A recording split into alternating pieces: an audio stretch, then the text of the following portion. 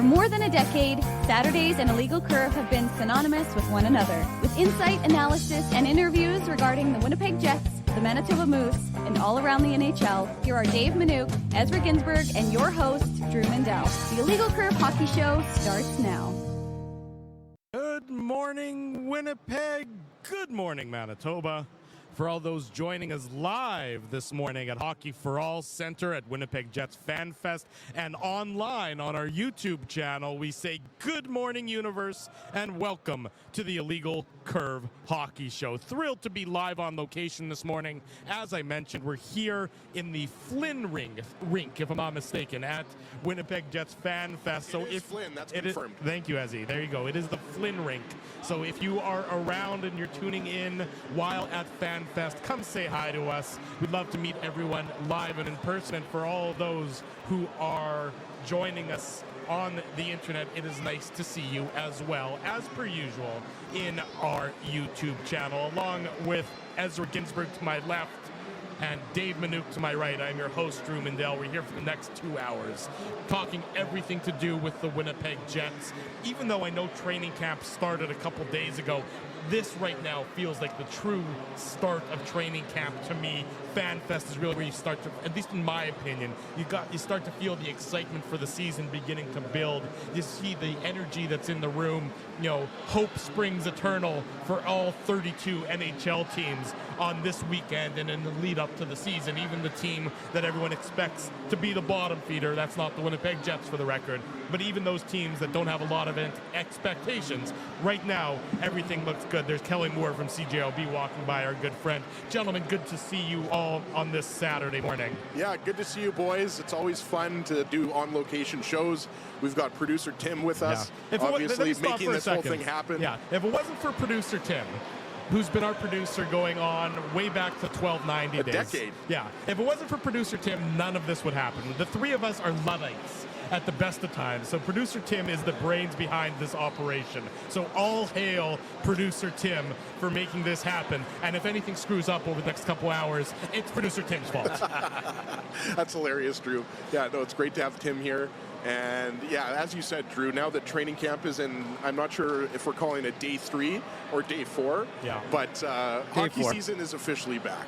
Yeah. And we've got a couple of back-to-back games, home and home, between the Jets and the Oilers. We're going to talk about that, but absolutely, now that we have line combinations and then we actually have, you know, on-ice practices to talk about, it's a lot more fun than just talking about everything in theory, right? So yeah, let's get at it. We're going to have a lot of fun. We've already given away about 15 Illegal Curve mini sticks. Yeah. I think Dave was hoping that those would last till 11, but I think we've only got a couple left. But we're having a great time. There's already a really good crowd here, and it's only going to get bigger. Yeah. So if there's a rash of crime being committed by mini sticks, we'll know whose mini sticks those are. Yeah, absolutely. I want to start the show off though, because it's this very special day for my Baba. It's her 96th birthday today, so happy birthday to Baba Shirley, who's celebrating today and all day. So shout out to my Baba to start things off. And you know what, guys? This is probably the first time. This is the first time we were talking about this before. This is our first show here at the Fan Fest since 2019. Yeah. And as you said, Drew, it's nice to see everybody. I've been seeing people here at training camp all week, but this is going to be a big crew, a big opportunity for fans to connect with people, which is fantastic, because it's something we haven't seen for a long time. Another thing that we have never really experienced, at least in my recollection, is the head coach of the Winnipeg Jets telling us essentially his lines and his D pairs at the start on day 1 of training camp. I've never experienced that before. We've never had an easier situation, because how often can you ever say, oh, I know the lines, I know the D pairs. Yeah. We don't have to even think. Like, that's why I always joke with the fellow media guys the last couple of days, because I said, when can I ever remember, like, they're tweeting out the lines? I'm like, there's not really a point to tweeting out the lines. We know the lines on day 1, provided there's no injuries. The only question in our minds right now is who's going to be the 13th forward, who's going to be the 8th defenseman. But other than that, we actually basically know everything there is to know about the Winnipeg Jets before training camp has even really gotten underway. And guys, I know Danny Zhilkin is a top Jets prospect, but now he's the second-line right winger for this team, so pretty impressive.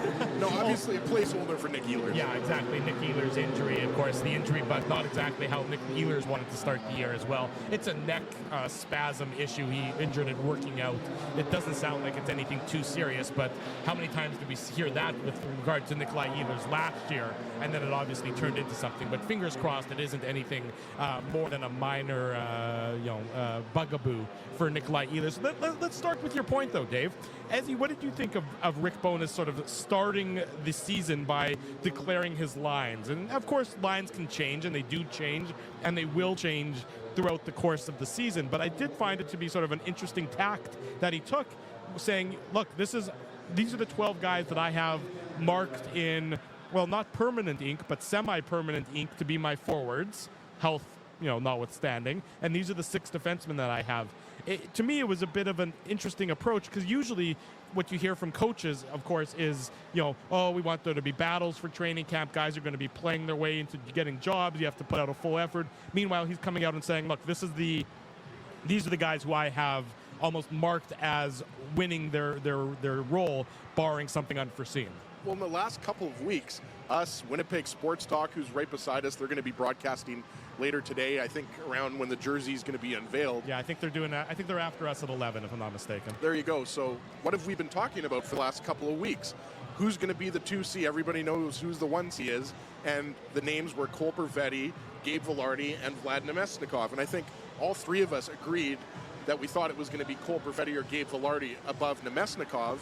And, here we are. And what Rick Bowness is coming out and saying is, early in training camp, it's Cole Perfetti's job to lose. Mm-hmm. And you're absolutely right. Like, I still have time for Mark Scheifele, Kyle Connor, and Nick Ehlers on the top line.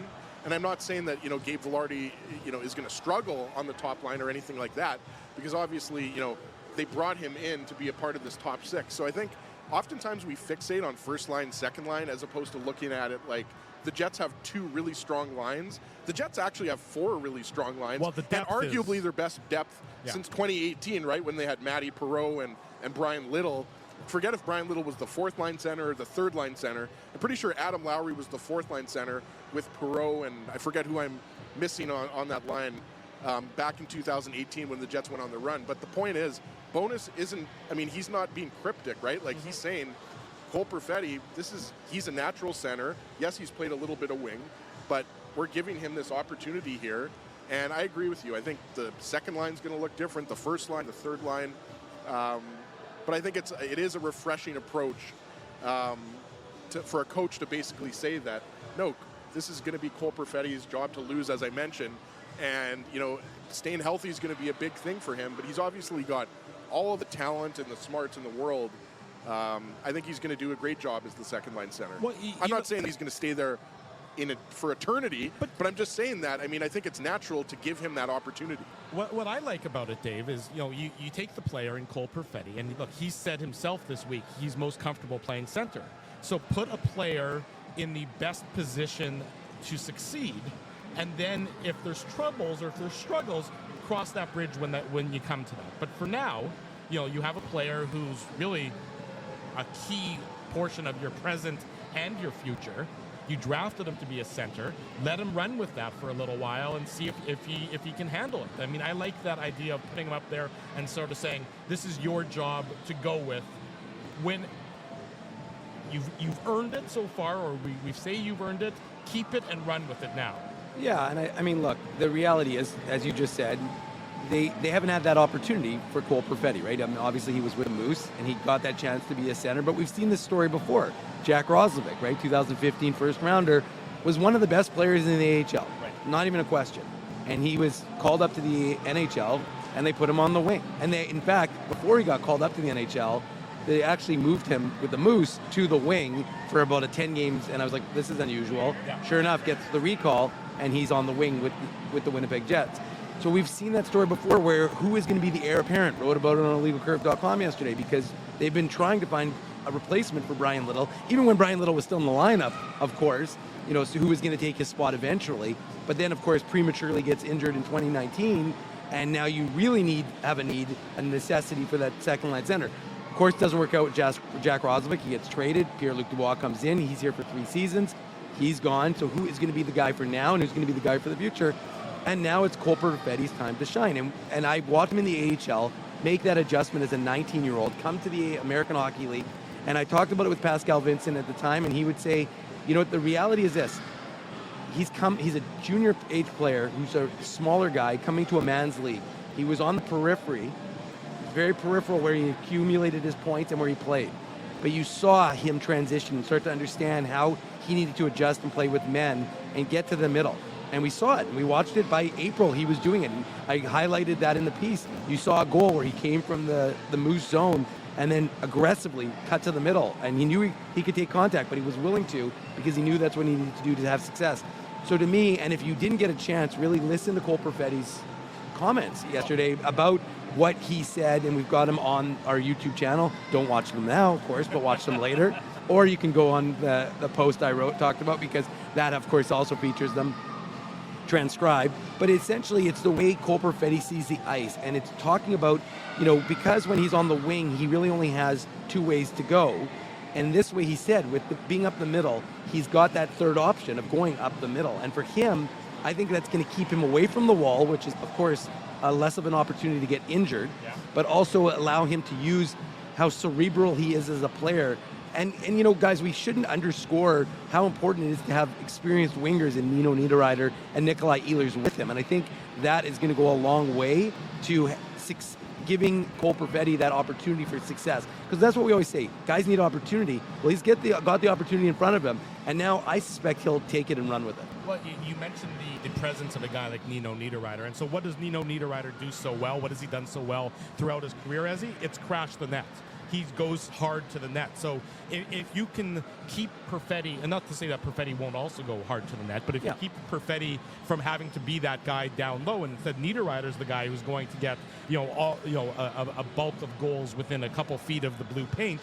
And I think it was Murat, and Murat's going to join us in about 15 minutes or so. He wrote about how in one of the rushes during training camp so far, Niederreiter, I think, went hard to the net, and Perfetti was then able to sort of find soft ice and be high for also being defensively responsible. And, we know the bugaboo that defensive responsibility has been for the Winnipeg Jets, especially when it comes to some of their centermen. So all of a sudden, if Perfetti doesn't have to necessarily go low all the time, and he can also stay higher, get into that soft ice where he can use that vision that he has and that playmaking skill that he has, I'm really excited, and I think a lot of people are excited to see what it's going to be like with Cole Perfetti in that role, sort of being, because that's not a role that we've seen him at the NHL level thus far. He's been, when he's been healthy, he's been on the wing, he's been, hasn't really necessarily had that opportunity to take that second line center role and run with it, as he. Absolutely, and I think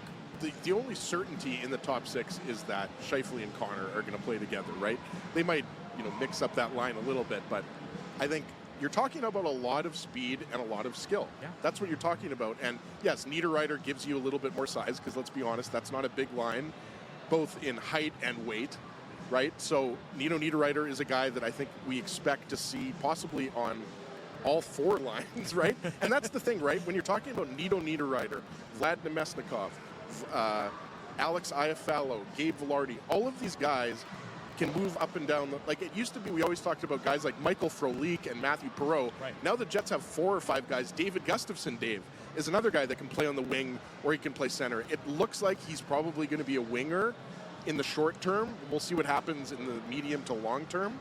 But when you're talking about, some of these guys that are currently in the top 6, don't get too comfortable. I still would love to see Perfetti between Niederreiter and Vilardi. And again, I know we're getting ahead of ourselves here, because we'll see what happens in training camp. And even if we see some of these lines for the first 5 to 10 games of the season, I think you could see that change, for games, 10 through 20, right? But there's absolutely no doubt. I specifically am looking forward to the chemistry between Perfetti and Ehlers, because both of these guys can hold on to the puck. Obviously, Ehlers is the quicker player, but both of these guys can shoot the puck. They can get into open ice. And Niederreiter is a guy that we know that not only can he crash the net, he's a guy that's got a really good shot, smart hockey player. And all 3 of these players are good defensively, right? So I know we're spending a lot of time here on the second line, but I mean, the first line is much more of a certainty. The second line, and with Velarde there, I mean, Velarde had a career year last year. He's been playing on the right wing, even though he can play center. So I think, you know, I look at it more like the Jets' top nine than just the way the lines are currently configured, because a guy like Alex Iafallo guys can play on your top line, right? Like, he's obviously not slotted in there now, and Vlad Nemesnikov is currently on your fourth line based on what we've seen at practice. Right. He's a guy that can play second line center. Well, so it goes back to that idea of the Jets' forward depth is better than it's been in many years. There's no question about the forward depth, and what I do like, and as he mentioned it, look, when the Jets have had their best success, I would say, over the years, they had guys that they could move up and down their lineup. A guy like Michael Frolik back in the day, Matthew Perreault, a guy who can, you know, start on a fourth line role or a third line role, and then depending on the team and how it's going, can move up if there's injuries or if there's struggles or whatever it might be. That's how I envision a guy like Vlad Nemesnikov this year, Dave. I mean, I just think there is the depth that the Jets have right now, and of course there's going to be injuries in the course of the year, but right now, you know, let's assume there's not. That's a luxury that the Jets, I think, when they're at their best, they have that ability to move guys up and down the lineup based on performance and based on just who's going on any given night. And so I think that's something that when the team has had its most success, they've had that ability, and that's something that I think you're going to see this year with especially a guy like Vlad Nemesnikov. Because if you'd say Vlad Nemesnikov is going to be your fourth line winger, you know, that would be a luxury this team needs in a team, and that's good for them to have. But what I wanted to ask you about, Dave, or sort of conversely, as he mentioned it as well, Gabe Vilardi. You know, he comes in, everyone, when the Jets acquire him from Pierre-Luc Dubois, a lot of people think that they're bringing him in as that second-line center. Instead, they're parking him on the first-line right wing. Do you think, given that his success there last year, do you think that's sort of easing his transition and not putting excess pressure on a new player in a new market, especially coming off a year that was his best year as an NHLer so far? I mean, I think that's a reasonable take, Drew. I definitely think that they don't want to have Vilardi start in Winnipeg become one where it's difficult. So I think you're right. You want to put him in a very successful situation. You also know that what is Gabe Vilardi? Gabe Vilardi is responsible defensively. Mark Scheifele, Kyle Connor. What is Gabe Vilardi? Yeah, well, I can tell you what Kyle Connor and Mark Scheifele aren't. Not necessarily the most defensively responsible. Although I actually watching Kyle Connor, man, the way that guy skates, insane. But regardless, the fact is that adding Gabe Vilardi to the lineup gives them a little more, you know, strength defensively from a line that's not very strong defensively. My fan club has arrived. All right, well, that's always good to have a fan club. Actually, no joke, Drew. Timmy can back us up here. Drew had a bit of a fan club before we started. There was like a group, the best part a is few families that were waiting up to shake Drew's hand. I paid them to come. Yeah. But that's what I'm not telling you. I paid them to show up. You're being humble. You've got to follow in. I see Drew Nation. Anywho, so the point is that you've got an opportunity to give Gabe Vilardi the maximum ability to A, have a good impact defensively on a line that isn't known for that, but B, also you're going to find offensive success with Mark Scheifele, Kyle Connor, and I suspect the idea will be that they'll spend the majority of their time in the offensive zone. And so I think that, yeah, I think you're going to put him into an opportunity where he's going to be able to use his assets, which is, we saw how good he scored against the Jets last year.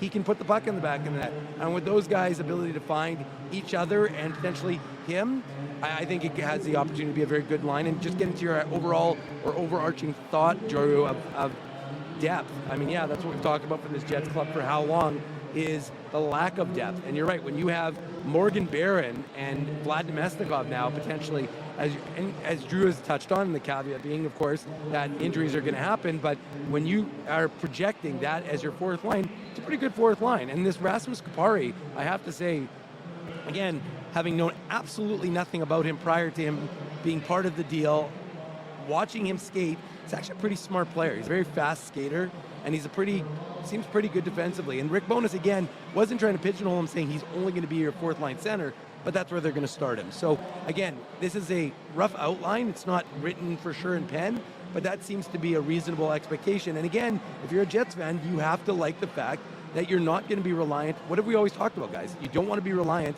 on just one line to score. You want to be able to think multiple lines can score. And so that's, I think, from that perspective. And for the people who are watching at home, Drew's not really waving at him, he's waving at him. He's just wanting you to think that people are waving at him. It's not real. And just quickly sticking with Kupari, guys.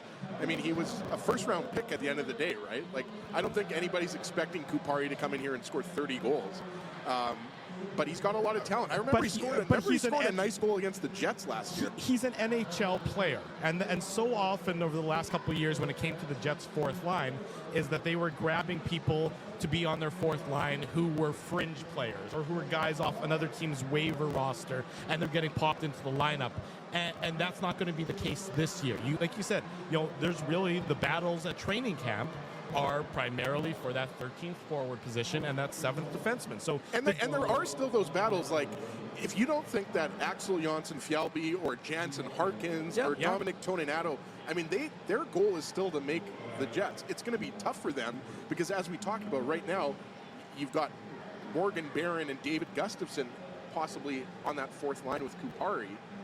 But, I mean, there are still players like everybody at training camp wants to make the Jets. I mean, obviously, certain players have zero chance of actually making the big club, but you still have the Harkins and the Toninatos and Jonsson-Fjällby. To your point, Jonsson-Fjällby played, I don't know how many games, 40 last year, 50 with the Jets on the fourth line. This year, it's going to be tough for him to get that many games. There's one player in particular that I want to see a lot of on this training camp, and I was a little surprised where he's been penciled in, and that's Mason Appleton. Because Mason Appleton, to me, is a guy who, when he's playing at his peak, and this is a guy who's, of course, had injury problems throughout, anytime he seems to get on a roll, he suffers an injury, and that's terribly bad luck. But that's a guy who I was a little surprised is on that third line for the Winnipeg Jets, was sort of, or at least how Rick Bowness laid it out to start, that he was going to be on that third line role with Lowry and Iafallo. Mason Appleton, to me, is a guy that there's always should be more from him than we're seeing. And so I think he's a guy who needs to have a good, strong training camp, because you don't think Morgan Barron wants to get into that role. I'm sort of surprised that Barron wasn't in that role over Appleton or to start. But Appleton is a guy, and I've been saying this for a lot of years, that I want to see more from, and I want to see more consistency from him in his game. Well, you want to see more offense. Sure, for sure. Mason Appleton's a big guy. He can skate, Dave. Yeah. I mean, Dave's been if anybody's been documenting Mason Appleton's rise from the American Hockey League, like he was a 5th-round pick, 6th-round pick, right? Yeah. So he's had to work for everything that he's got, right? Chef Duncan Chef is here. Rich just walked by, good friend Rich Duncan. Great to see him here. We're gonna see a lot of people here, boys, especially with all the IC Drew Nation that's obviously coming out to show their support for Drew. But yeah, I mean, look at guys, like there's absolutely nothing written in stone. And in terms of Appleton, yeah, I agree, Drew. Like, that's what's been the biggest knock on him, is that he can go 5-10 games without contributing any offense.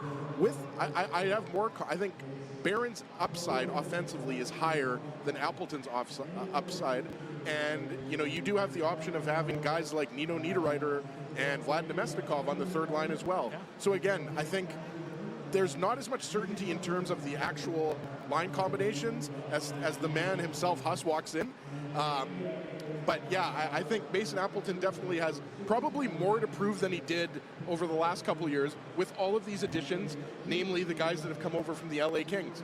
Well, and just to jump in, Drew, the only thing I was going to add is the idea is nobody's job is safe. Sure, Rick Bowness basically set the table as to what it's going to look like, but training camp still is there open because you need to establish that's what it's going to be. And so it's easy for us to sit here and say, this is what it looks like, this is the number, this is the way it's outlined. But at the end of the day, you still have to be cognizant of the fact that, look, a Jansen Harkins, an Axel Jonsson-Fjällby, a David Gustafsson, all those guys are going to be gunning for an opportunity, and nobody's going to be satisfied with, nobody wants to be put on waivers unless, again, they're looking for an opportunity with another team.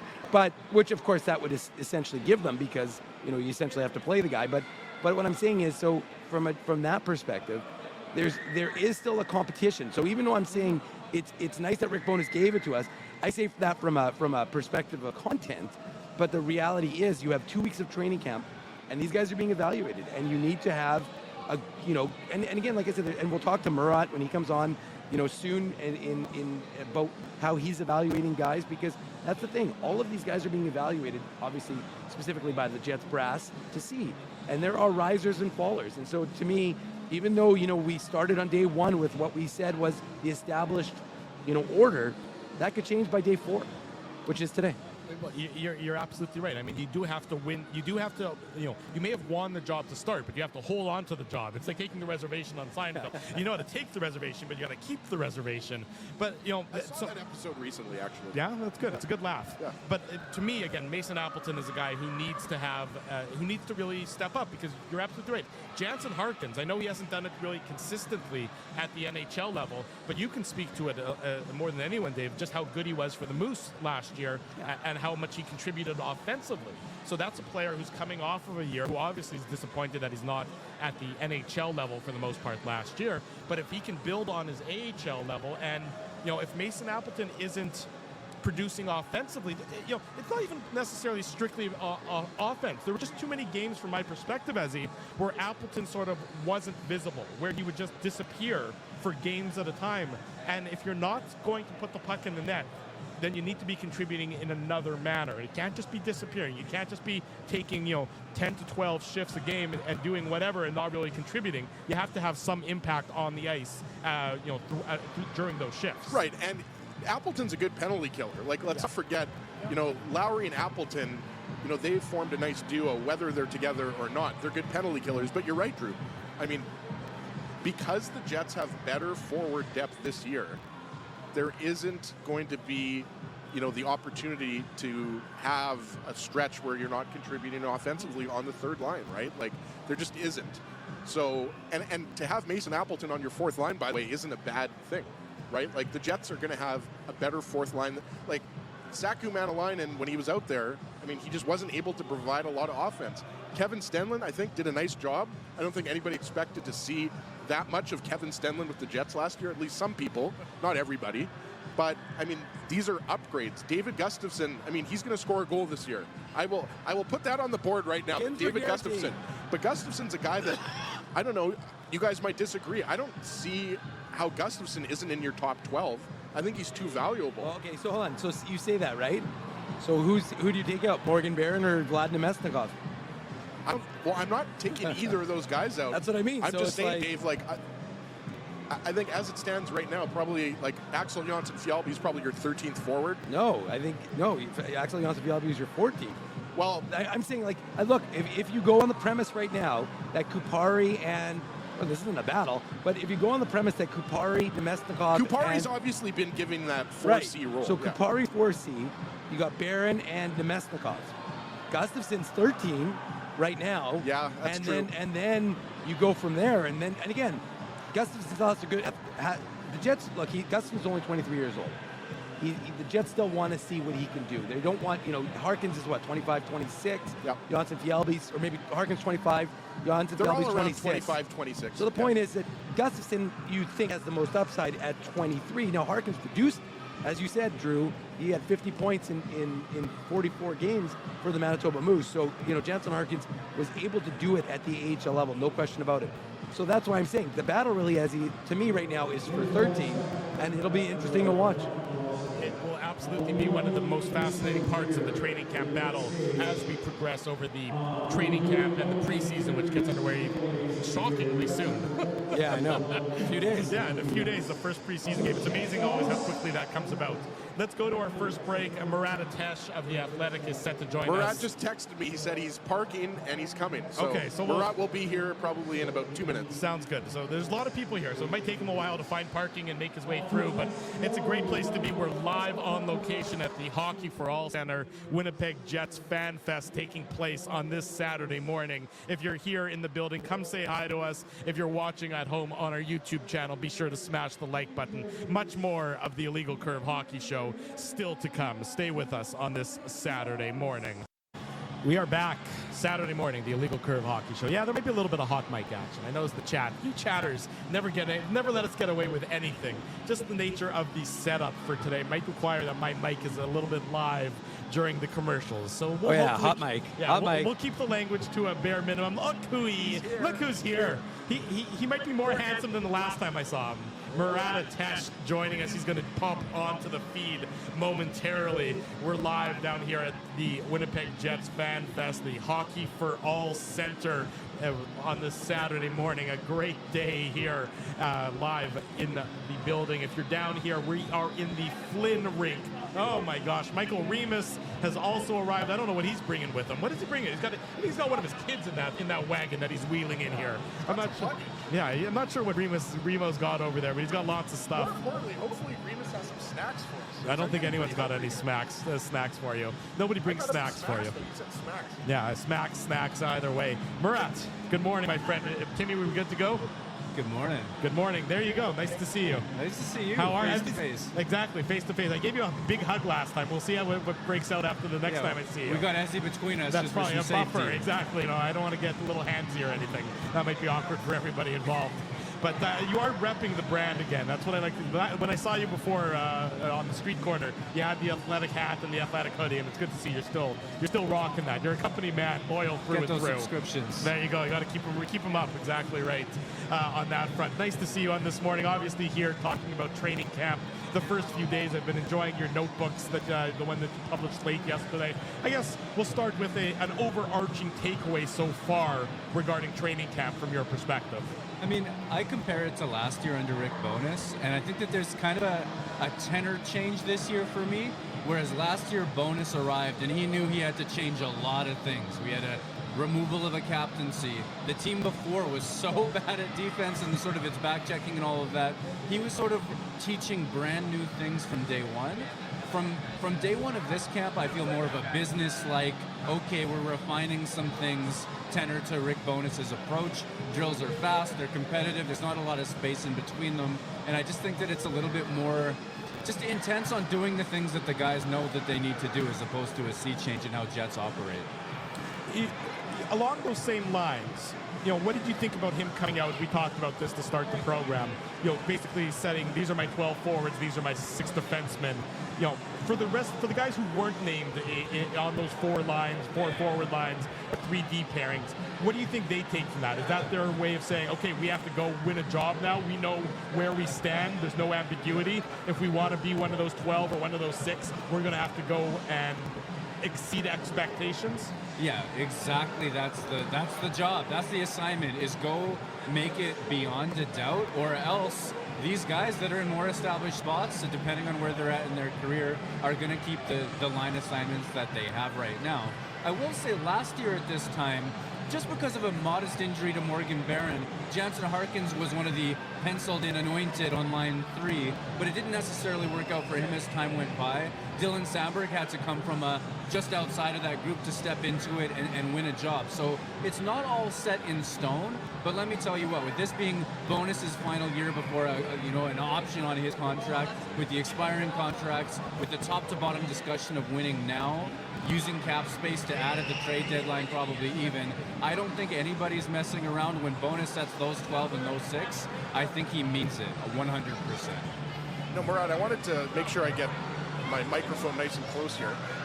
You mentioned that a breath of fresh air, or this camp being different than last year for obvious reasons.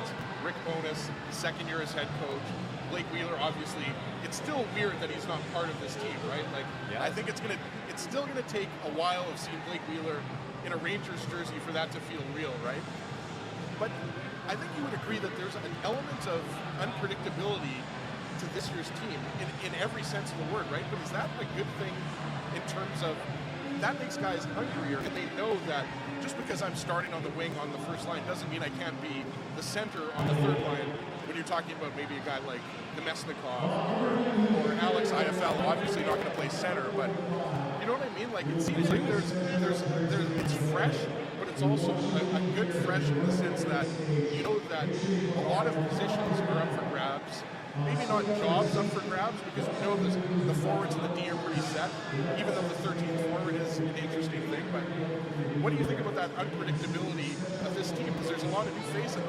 It is interesting that way, because I think that the top 12 is set. The 13th forward is a battle. I think the top 6 D are set. The 7 and 8 D, that's a battle. But within that, just like you say, Ezzy, I agree with you. There are a lot of players, especially when you take Pierre-Luc Dubois and Blake Wheeler off, they were chosen top 6, first unit power play. That was sort of a given on most nights for the Winnipeg Jets. Now, there are a lot of players on a very deep team who are a little bit multi-tool, a little bit Swiss Army knife in that, whether that's an Alex Iafallo who can step into the top line in a pinch, but is probably ideally a middle 6, two-way forward, and a Mesnikov who's starting on the 4th line, but we saw him as high as the 2nd line center at times last season. Niederreiter, another guy I think who's a little bit plug and play up and down the lineup. Cole Perfetti's lining up to be the 2nd line center, and that's probably what's going to happen, but he could be a winger as well. Gabriel Velarde could slot in. So guys need to do what they came here to do, show their best versions of themselves, and then there's power play minutes opportunity and probably points and contracts up for grabs too, you know what I mean? Saturday morning, we're live at Hockey for All Center, Winnipeg Jets Fan Fest. This is the Legal Curve Hockey Show. Our guest, our good friend from The Athletic, Murat Atesh, is with us live here at the Flynn Rink. So come by, say hello, meet your favorite member of Illegal Curve. That's either going to be Dave or Ezzy for sure. Hey, Murat, how are you? Dave, good to see you. Way down over there. It's like, I think I can hear you.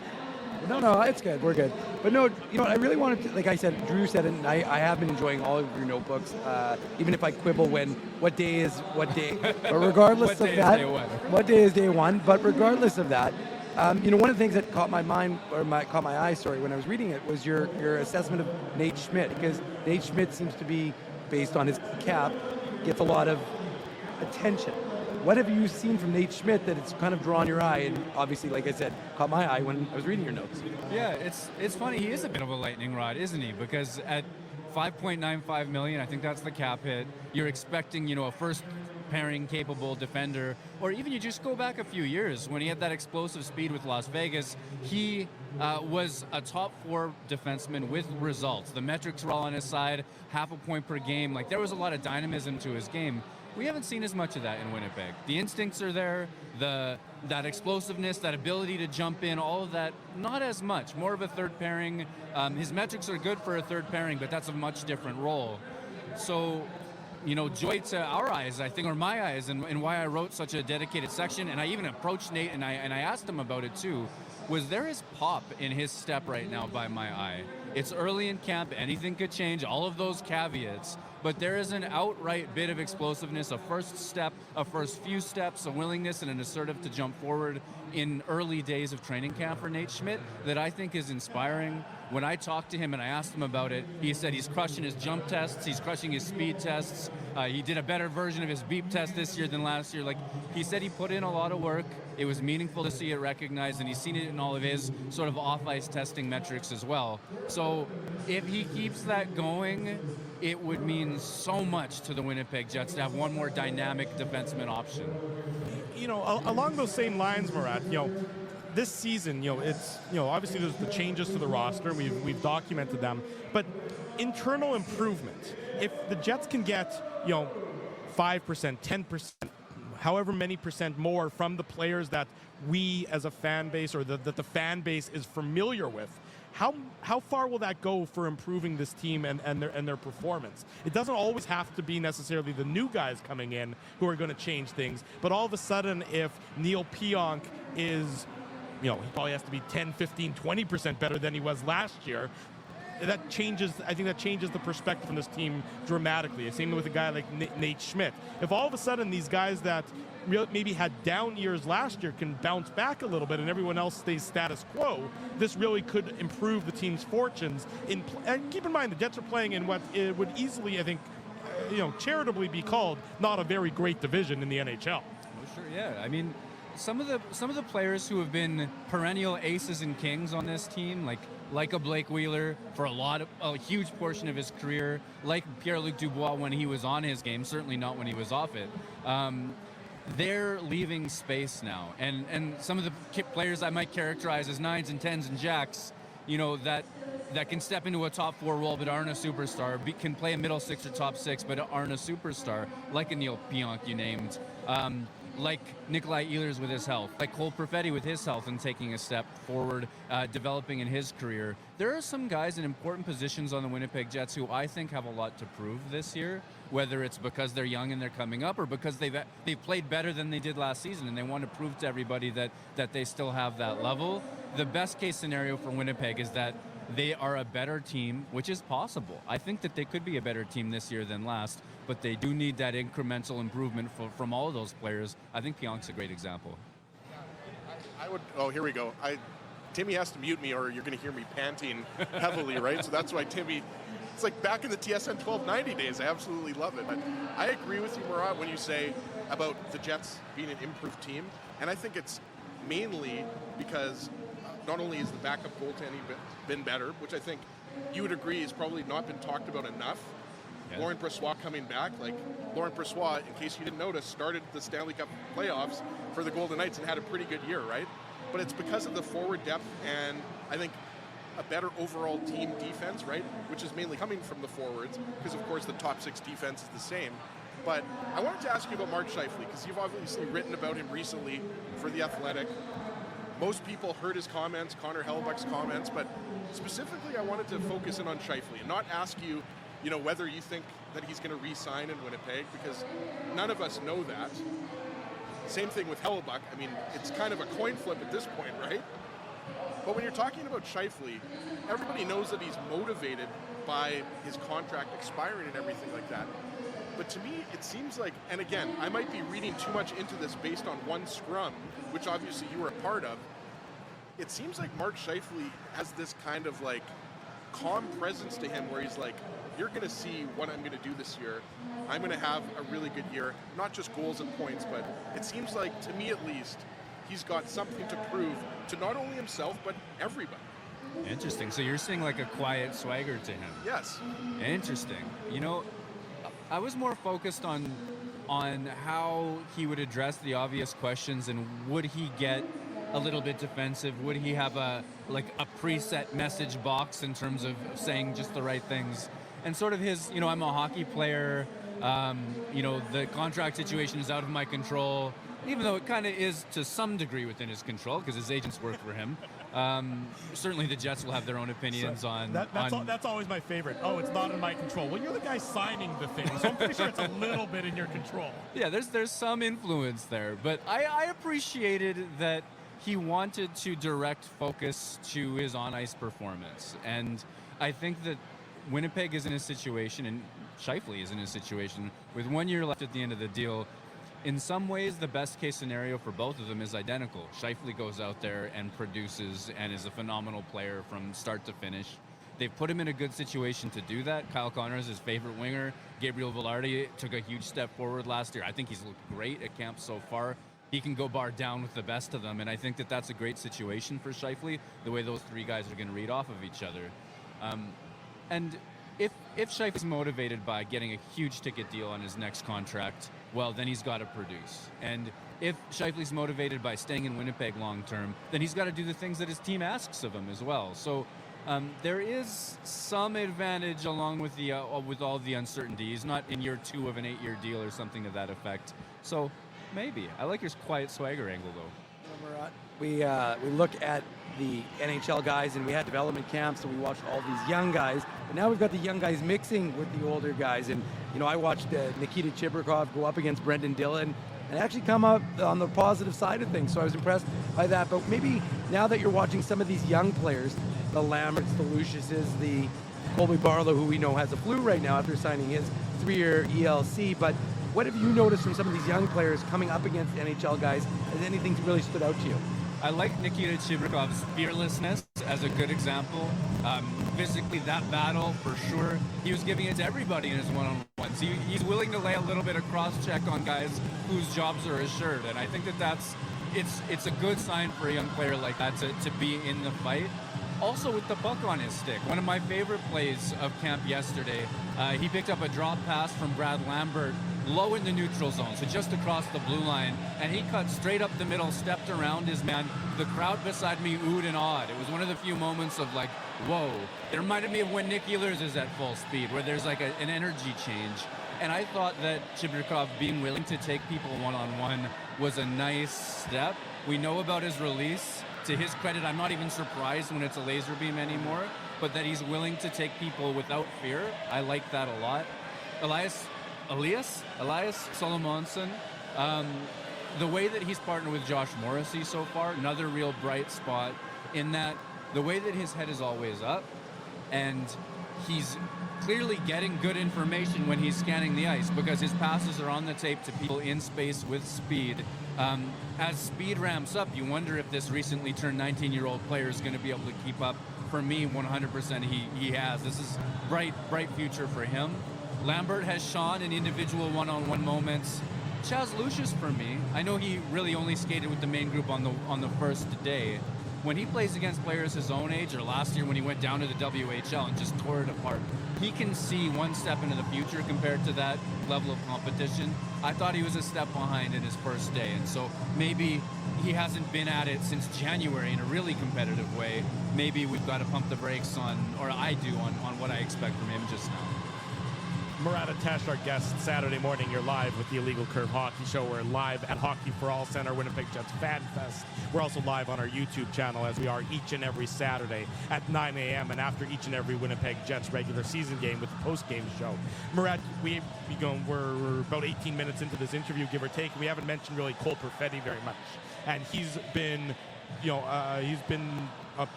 anointed as the second-line center for this team. As long as everything works out to that effect.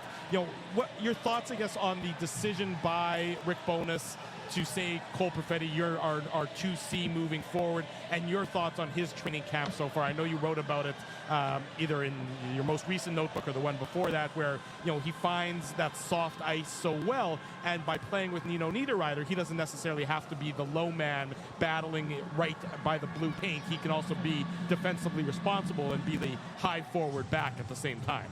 Yeah, I think there's a lot of things to like about Cole Perfetti at center so far. For me, with the puck on his stick, and wow, did he ever give a great answer? I think Ken asked the question, but what aspects of your game apply best? And he's saying, well, on that left wing that I was playing, sometimes a lot of the ice is one direction is cut off. The wall is there, the boards are there, but when I come up the middle, I have plays to either side of me, I have plays in front of me as well. And you can see it, though, as well. You can see it with the vision and the confidence that he has in his game. He'll take the puck into the middle of the ice and make plays in any direction. He's not defaulting to the wing. Like, he doesn't have that instinct overriding what he should do based on his early NHL experience. He's played center for most of his youth and even a little bit for the Moose, too, as you guys know quite well.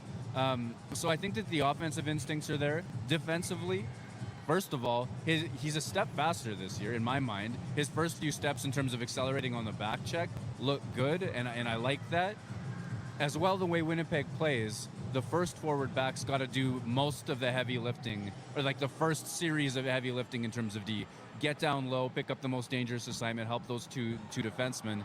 And there are going to be times when that's Nino Niederreiter, and you can trust him to play down low. Nikolai Ehlers will probably get there first a whole bunch of times too, but I think Niederreiter would probably be the one that you want if you got a battle to win in front of the net, let's say. But Perfetti will be a big part of that too. And I think early returns looks a little bit stronger to me, looks quite a bit faster to me, and that he's not standing out for a lack of speed at this point. I think his reads are going to make it work. With some ups and downs and growing pains, I think he's going to be a success there. I'm 100% with you, Murat. I think Perfetti's going to thrive there. So I'm 100% in your camp. If I'm allowed to join your camp, I think there's a lot of people that are thinking that Cole Perfetti's going to succeed there. And there might be a few. What you agree to in that case there, Murat. There might be a few hiccups, obviously, right? You mentioned Nick Ehlers, and I wanted to go back to Nick Ehlers because that's another camp I am in. The perennially underrated Nikolai Ehlers, right? And obviously when the lines came out, as Drew said, it was a bit of a surprise to some that, Cole Perfetti has been given that 2C mantle. But I think a lot of people saw, hey, Nick Ehlers isn't on that top line with Scheif and Connor, and it's Velarde now. And the question I wanted to ask you was, for you, is it more important that Ehlers gets those first power play minutes and just stays healthy and gets chemistry with Perfetti, and whether it's Niederreiter for now or Iafallo, whoever, as opposed to looking at it like Nick Ehlers again isn't on the top line. I think some fans, rightfully so, they get a little bit worried when they don't see Nick Ehlers up with Scheifele and Connor. But as you know, that line could be reunited very early on in the season. Yeah, at a moment's notice. It was what he went to, what Bowness went to early last year. Didn't go back to it so much late. For me, the issues in the top six will be about chemistry. And I think as much as the results have been there, largely way back when it was Ehlers, Scheifele, and Blake Wheeler at times, their results were phenomenal. They spent all game in the other end. They were transitioning well, and they scored really well. It was a tremendous line. At this stage, though, I think of what Mark Scheifele would probably want and feel like he feeds off of the most. No player is better at timing those steps into space, in soft ice than Kyle Connor on the Winnipeg Jets. And I think, because I've spent some time watching Gabriel Velarde video this summer as well, I think that the way that he reads the game, we're going to be seeing a lot of triangles between those three players. A lot of puck protection on the wall, a lot of timed passes into dangerous areas, a lot of quick movement in triangle shapes throughout the offensive zone. And I think Velarde is going to be a great fit there. I think about Ehlers on that second line. Yeah, it's unfortunate that he could put an elite, like a top 15 points per minute in the NHL. He's up there with the elites of the game, the Nylanders, the Austin Matthews, in terms of how much 5-on-5 offense he creates. And he played the fewest minutes per night of his career last season. That's a problem. At the same time, get those power play minutes where he looked dangerous. That'll sort out the points and the total minutes at the end of the day. And stay healthy, because what a joke it is that he has neck spasms right now. I think of him as a largely healthy player based on the full span of his career, but this recent, it's just got to be so frustrating for him. Like, what do you even say to yourself, in terms of just getting back into the swing? Because what an annoying way to be hurt, I would think, for him right now. Sorry, when we last spoke to Ville Heinola at the end of Moose camp, he was a guy not making any excuses. He knew what he needed to do. He needed to go home to Finland, have a great summer of training, come back here and challenge for a job. Well, it's not going to be easy, because unfortunately what works against him is his waiver status and being waiver exempt, because that's an easier decision. And we heard from Rick Bowness talk about guys like Ville, guys like Chisholm, and that there are opportunities here at camp. But Ville Heinola, of course, is the one, because I think the problem for Ville is that because he had such a good start in 2019, and because it's kind of been paused as a result, because of 21, when they added Brendan Dillon and Nate Schmidt, there's been a concern. Again, he can go back to the AHL this year, and he can play in the AHL. What did you see from him so far to start training camp? And I know, of course, it's very early, but do you see him as a guy who's able right now to challenge for that 7-8, we're not saying top 6 even, but that 7-8 spot where right now we see Stanley and potentially Chisholm because of his lack of waiver eligibility? Yeah, it's so interesting with Ville Heinola. If he had not had, I think he scored 5 points in 8 or 9 games or whatever it was. He scored a really nice goal. I think it was against Pittsburgh. And there's this thought that, okay, wow, this teenager's having NHL results. This is going to be an incredible player all the way through.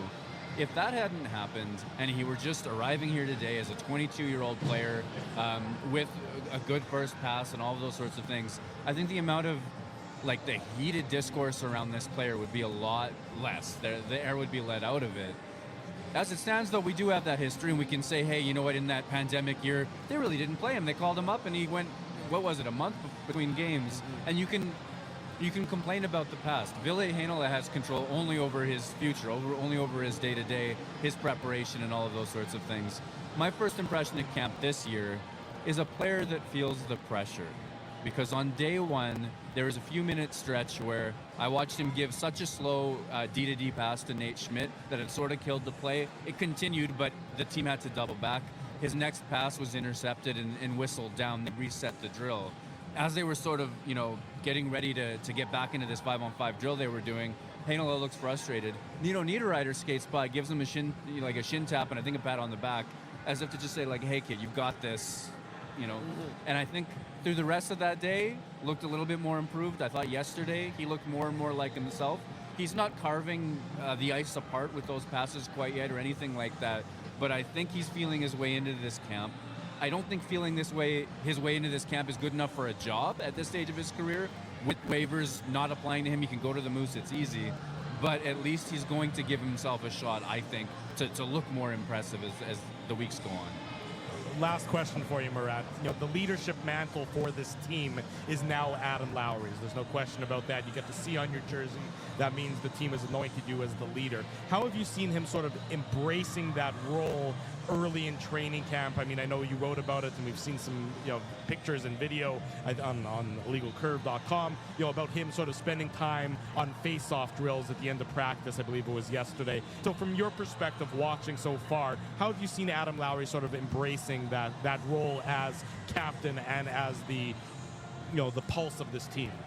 So far, my view, my touch points of that, the thing I would say about Adam Lowry is that he hasn't changed, and I mean that as an enormous compliment. I think I can point back to camp notes years past where he'd be working with Mason Appleton and Christian Vesalainen for ages after practice was done. He's got a leadership role on that team, and he's had one for a while. His disposition in terms of how he's been in and around interacting with people, I think is just as positive and as inclusive as it's always been.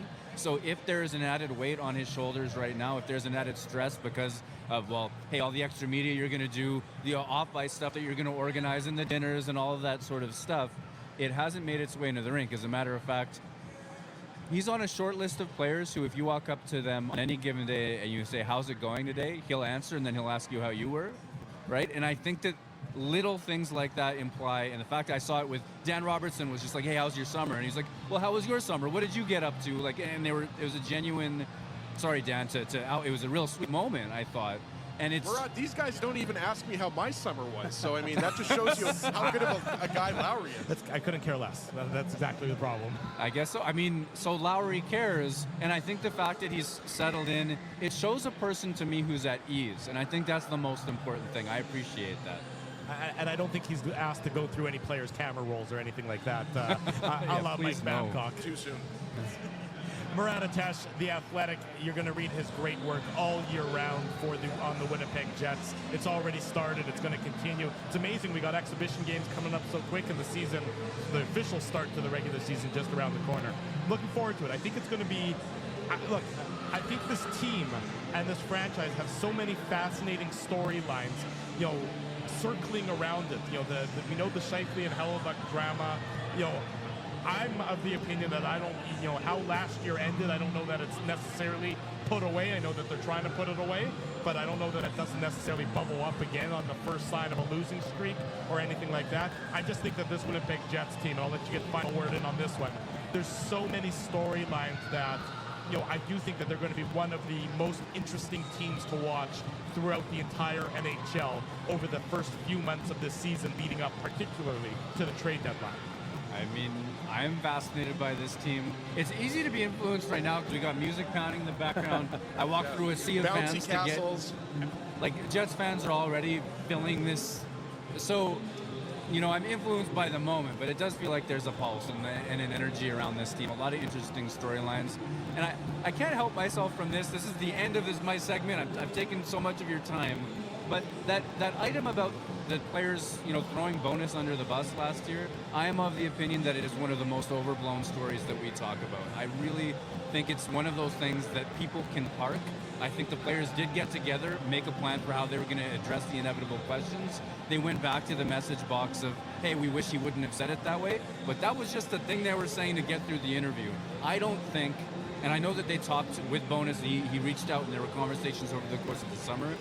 I personally don't think that it's the sort of thing that we should be looking at as a sign that there's vitriol or ongoing, unput out fires. That's my take. I agree with you, Murat. Just quickly, I know, we're going to head to break and everything like that, but maybe we don't. I mean, we can take a break whenever we want. We're not on commercial radio anymore. But I agree with you because that was 5 months ago, right? Like that is an eternity ago.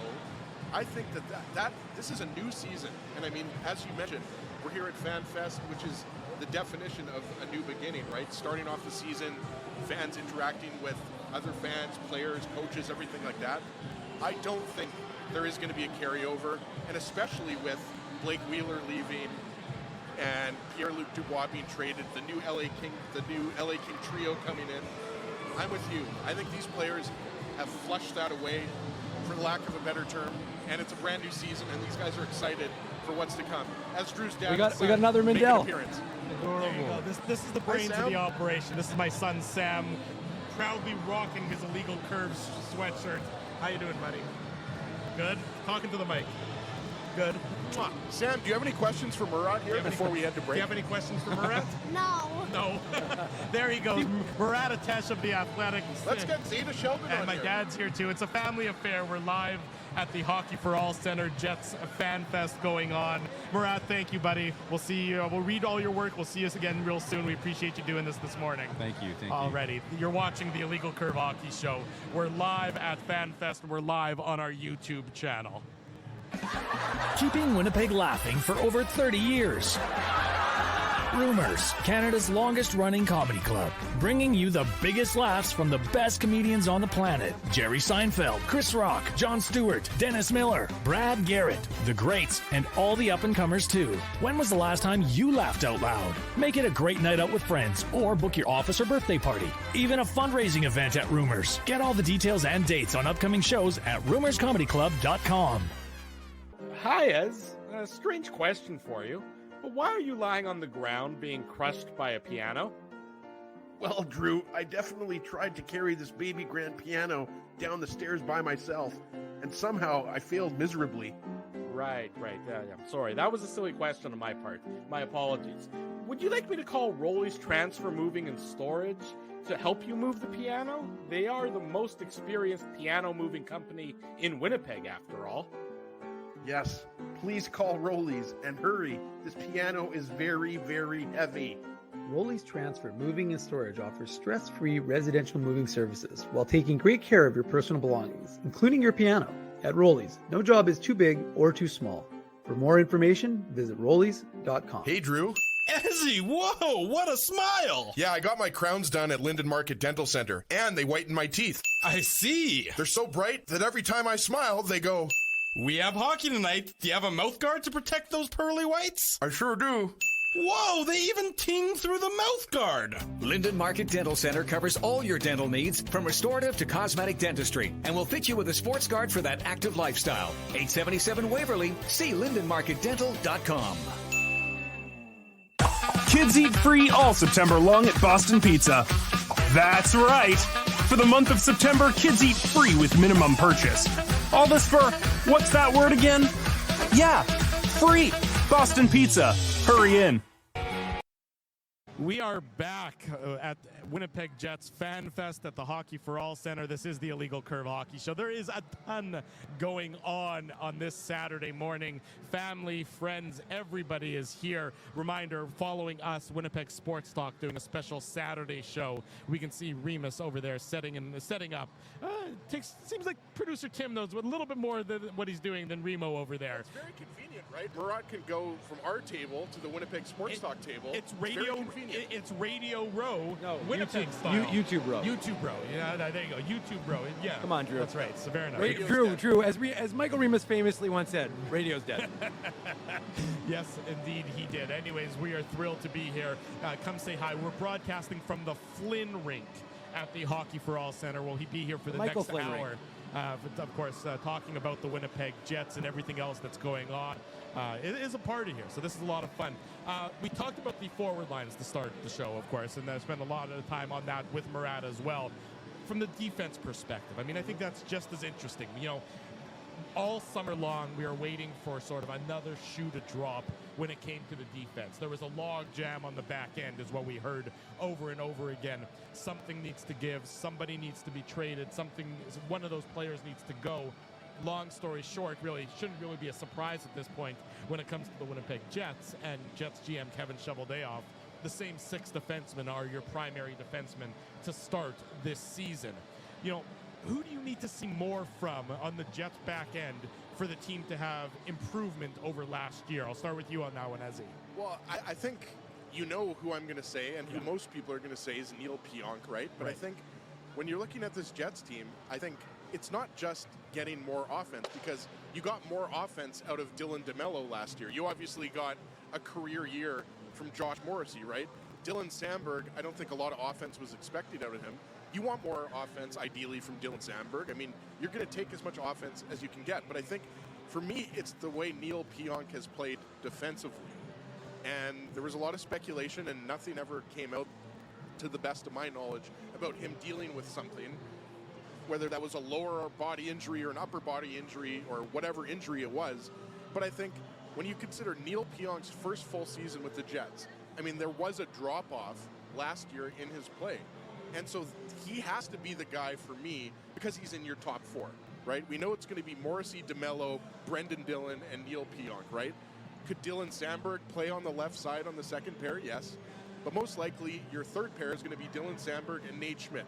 Maybe Nate Schmidt moves into the top four, Dave, and then Neil Pionk and Dylan Sandberg create a University of Minnesota Duluth connection there on the third pair. But I think you want to see more offense from Neil Pionk, but you want to see that defenseman, because Pionk's not a big guy. He's 5'11", 6 feet. Like, he's not the biggest guy, but we know Pionk can play the physical game. He's not afraid to move guys in front of the net or take guys out in the corner, angle them out, things like that, right? So for me, if we're singling out one defenseman, Dave, it's got to be Neil Pionk, but I do think that you want to have more offense from a guy like Nate Schmidt. I don't think you're going to ask for a lot more from Morrissey. So I think that's the obvious one. But I also think that, you want to see, you ideally would like to see somebody pushing to get into the lineup. We talked about Ville Heinola. We talked about Declan Chisholm. I mean, Kyle Capobianco, I think, if he isn't placed on waivers, will be your number 7 as Sarah Orlesky walks by. I think she waved to Dave and Drew, but didn't wave to me, but that's okay. Just kidding. It's a good judge of character. Yeah, but you know what I mean, guys? I think you'd like to see some internal competition, because Drew's right. I mean, the Jets' top 6, as it looks right now, is the exact same as last year, and it looks like there isn't really a lot of opportunity for Ville Heinola to crack in there, even though I think he would take that 7th line role. But you don't want to see Ville Heinola spending the majority of the season up in the Jets press box. You want to see a 22-year-old defenseman playing, right? Yeah. So it has to be Neil Pionk for me, Drew, because I think his play fell off at times last year, and I think he can be a top 4 defenseman, but last year at times he didn't play. His performance didn't reflect a top 4 defenseman. You're right. There were flashes for sure, Ezzy, and I would agree that Neil Pionk is the guy based on the fact that just where he is situated in this deep pairings, he's the guy that you need more from. I mean, you've got the salary, you've got the commitment from the Jets, and what you need to do is show that was a good decision by the hockey club. And so far, he hasn't been able to reprise the role we've seen of him when we were watching the bubble Neil Pionk. So that to me is the biggest question mark right now for this Jets club, is can Neil Pionk, and we've had the question, and we were told he wasn't dealing with any injuries last year, because that was kind of like everybody was trying to throw him in a lifeline. Maybe there's an injury. Well, we were told there was no injury to discuss with us, anything of significance. Well, okay, if that's the case, then your play has fallen off. It came back up a little bit towards the end of last year, but again, you can't be in that role and not performing. It's just the nature of the beast. And that's the one thing the Jets have to be willing to do. They have to be willing to say, look, if a guy is not fulfilling his responsibilities, then we have got other guys who can come into this lineup who are hungry to be in this lineup and are going to take that role on. And you're right, Ezzy. It's hard for Ville Heinola, Declan Chisholm, that sort of thing, and that expectation of those guys to do, just that, which is to take a role from one of the established guys. But that's why, again, like I said, that's the beauty of training camp, is you'll have 2 weeks to try and make your argument, make your case. And to what Murat was saying about Ville, 1 day or 2 days of a lack of, if you don't have your best effort, that's not the end of the world. You can still do quite a bit, because there's still another 3, 4, 5, 7, 8 days in terms of that opportunity, because those guys aren't going to be moved till the end. Look, we think that the cuts, when they're made, will be on Tuesday. The Jets have a day off on Tuesday. They play Sunday night in Edmonton, then they play Monday here in Winnipeg. And so in terms of preseason games, and the point is Tuesday's a day off. So the expectation is the junior guys, a lot of the junior guys will be sent home on Tuesday, then maybe the following Tuesday, which is the 3rd of October, they'll make their next round. So look, guys like Declan Chisholm, Ville Heinola, they're not going anywhere. They're going to have lots of runway, pardon that usage, but they're going to have lots of runway to make their case to why they can be here and why they may deserve a shot. And look, again, as I said, Rick Bowness on day one gave us the lines, gave us the defense, but he didn't say it's 100%. He said, we don't need to have training camp. It's already established what it's going to be. These guys still have to show that they're entitled. And we are hearing from Murat that Nate Schmidt is looking better, and you're hearing about some guys, Josh Morrissey taking Elias. I believe it's Elias, not Elias, but I could be wrong because I heard Scott Billick ask him yesterday. What? It could be Elias. I think it's Elias, but anyways. It's not always about the Devils, Ezzy. It is for me. The point is that, but and I said, look, you've got Chisholm, Stanley, Capobianco, and Heinola all fighting for that 7 and 8. And Elias Salmonson, is one of those guys that he said, I'm going to try my best. Oh, little Winnipeg sports talk. I believe they call that a walk-on when somebody just wanders How did by. Huss get through security? Well, more importantly, you realize he could have done the exact same thing had he gone around the back, which is, look, he's going to do another walkthrough. So he could have just done it the exact same way. But, hey, Huss is being, he's a funny guy. That just gives us we're going to be photo bombing, we're going to be video bombing Winnipeg sports talk. So, anyways, the point is that, we'll see what these guys can do. But again, like I said, it'll be an interesting dynamic, and especially because Salmonson has an easier path on that right side, right? Declan Chisholm, Logan Stanley, Ville Heinola, what do they all do? They're all on the left side. And they haven't spent any significant, as someone who watches the Moose, they haven't spent any, not to say they've never done it, but they haven't spent a significant amount of time on that right side. So really what you're expecting is these guys to have a tough path on that left-hand side, whereas Salmonson, again, is on the right side. It's a little bit easier. Tyrell Bauer, again, a little bit easier. He'll be with the Moose, of course. Yeah, but I mean, again, it's so much about this is going to be those battles. You have to, if you're a Chisholm or if you're, to a lesser extent, a Capobianco or a Stanley, you're going to have to play your way into this lineup to start the season. And that's not going to be an easy task. In fact, I think it's probably easier to play your way into a forward position than it necessarily is to play your way into a defense position on this team to start training camp.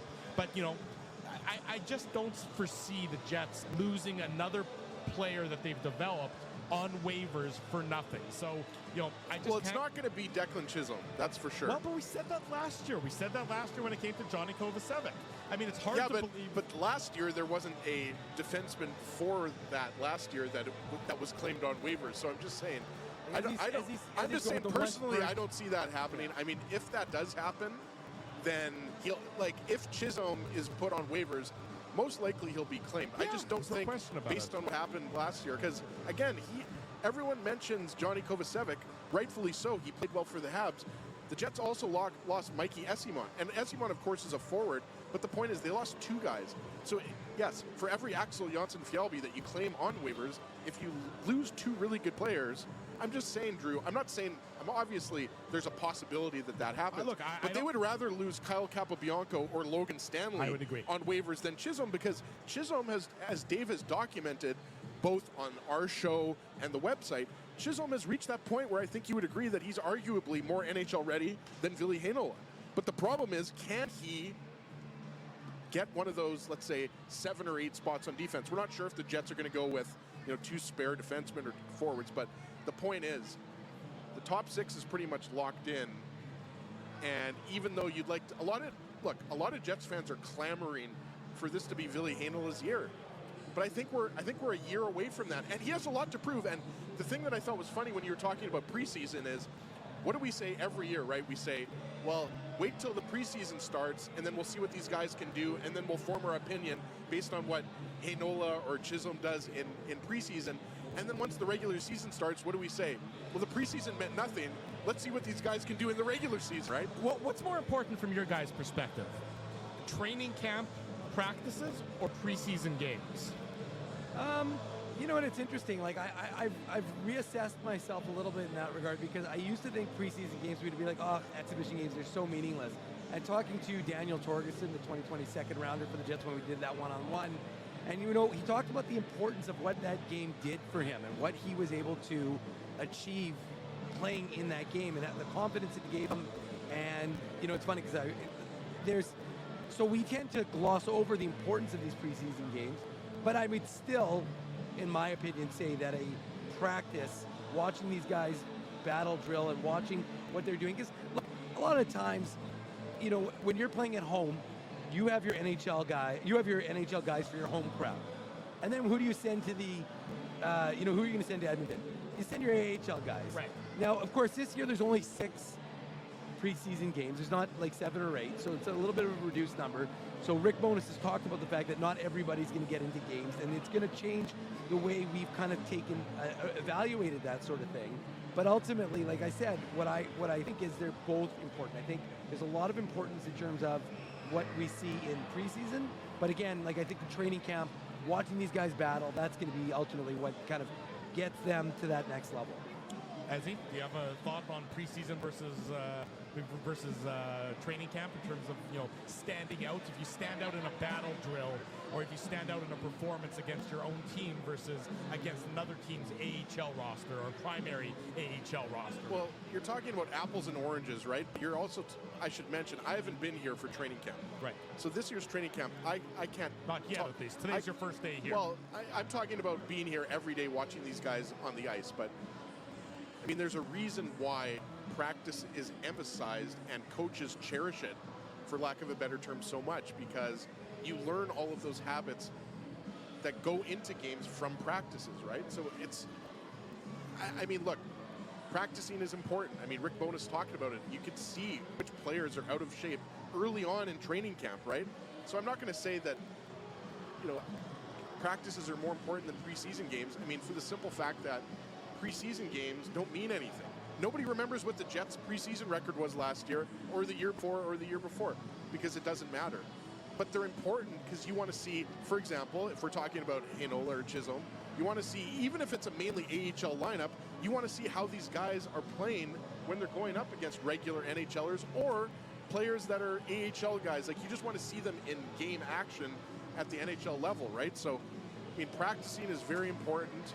You need to battle hard, and especially if you're a guy that doesn't have a guaranteed spot in the lineup, you have to make sure that every time you're on the ice, whether it's practice or preseason, you're giving 100% and you're being noticeable on the ice. For the guys that are trying to crack into the top 13 forwards or crack into the top 7 or 8 defensemen, right? Yeah. So I think, you know, preseason, again, because it's coming up and you've got 2 games between the Jets and the Oilers, and, you know, it's exciting and everything like that. But, I mean, it's the totality of everything. Jets players are judged on both practicing and practices and games. Coaches look at what's happening off the ice. We know that, right? We look at everything. Not that a guy's going to make the team because of what he's doing off the ice. But you know what I'm saying? Coaches are looking at every single angle, and they're looking at things that most lay people probably aren't even thinking about. But there's no doubt that having good practice habits are almost as important as what you're doing in the actual games themselves. Pivoting away from the defense for a second, you know, looking at goaltending, and we'll talk later on in the show about Hellebuyck and Scheifele's comments. I sort of wanted to push that towards the end because it's been talked about a lot already this week. The impact of Laurent Brossoit being back, big. So, okay, go on that. That's what I wanted to talk to you. I ask you about. You say big. Is it just is it a comfort factor, or is it also comfort for Connor Hellebuyck factor, or is it also the factor that the Jets don't have to grind Connor Hellebuyck necessarily into dust this year because they have a trustworthy goaltender behind him, at least a goaltender that previously has been able to perform admirably in that role? Yeah, I think it's all those things, Drew. I think that Laurent Brossoit is like a safety blanket for this team. I think the guys really like him. I mean, Dylan DeMello talked about it yesterday in his media availability after skate, saying that, you know, it was like just seeing him. He hadn't been gone for 3 years. It's like, oh, hey, how was your summer? It was like normal. Like, it was just a normal comfort. It wasn't getting to know you. It wasn't like, okay, we got to get to know a new goaltender who's going to be the backup who plays 5 games. This is actually like a guy who is very comfortable in this system, knows the players. Obviously, Rick Bowness is new for Laurent Brossoit, but I think that Laurent Brossoit saw an opportunity to sign back in Winnipeg for his career. And, you know, and again, I think he and Connor Hellebuyck have such a close relationship, such a good working relationship. And Connor Hellebuyck was asked about it. He was asked at the end of his availability, once you got through all the talk about the contract and everything else.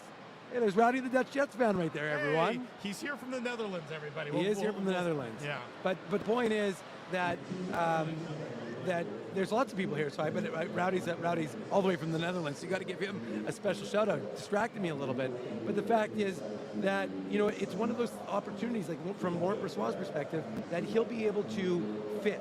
And again, what I was saying was about Connor Hellebuck, and Connor Hellebuck talked about that idea. I don't need to play 65 games. If the team, it's better for the team for me to play. He didn't give a number, but I'm just going to say 57 games. And we're winning. That's what matters to Connor Hellebuck. That's what matters to Laurent Brossoit. So I do think, and again, let's be realistic, guys. We knew when the Jets signed David Rittich last year, they were taking a big risk. None of us were like, wow, what a great signing. It was a risk at the time, and as the season went along and his play fell off, it became a poor investment, if you will. The fact is, I think it's a good investment if Laurent Brossoit can stay healthy, which is key. That's the big issue. Yeah, of course. If he can stay healthy, then I really think that gives the Jets a top 5 tandem in the NHL. Yeah, and top 5 in the NHL. Okay, that's Connor Hellebuck automatically makes you in pretty much in the top 5. Yeah, right. I would say with Rittich it wasn't, but now with Brossoit, combining the two together. Well, it's like Dave said, Drew, about the starts, right? Like, everybody knows that Hellebuck's going to get the majority of the starts. He's most likely going to be around that 60-game mark. But to me, what's the most important, regardless if Hellebuck plays... Hold on, we got to have the official intern. Bailey's here. Bailey, say hi to everybody. Intern. Bend down, get on the mic. Hello, everyone. Bailey needs her own mic. Yeah, well, it's okay. We got that one. Actually, that one over there is going to be... Paulie Edmonds is going to jump on that one in a minute. But Bailey's been here for...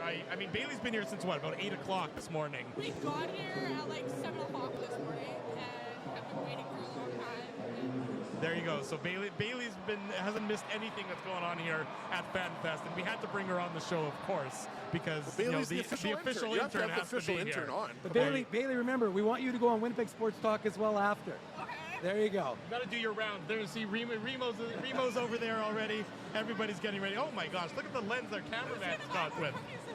That's a wide-angle lens. I was going to right say, there. I don't think I need a camera lens shooting me that closely. That is an impressive... That lens is going to catch every single one of Drew's nose hairs. I try and get rid of those, but they still somehow keep their weight coming. Okay, I see. Why don't we go to break? Paulie Edmonds is coming in as well. Bailey's here. The cameraman's here.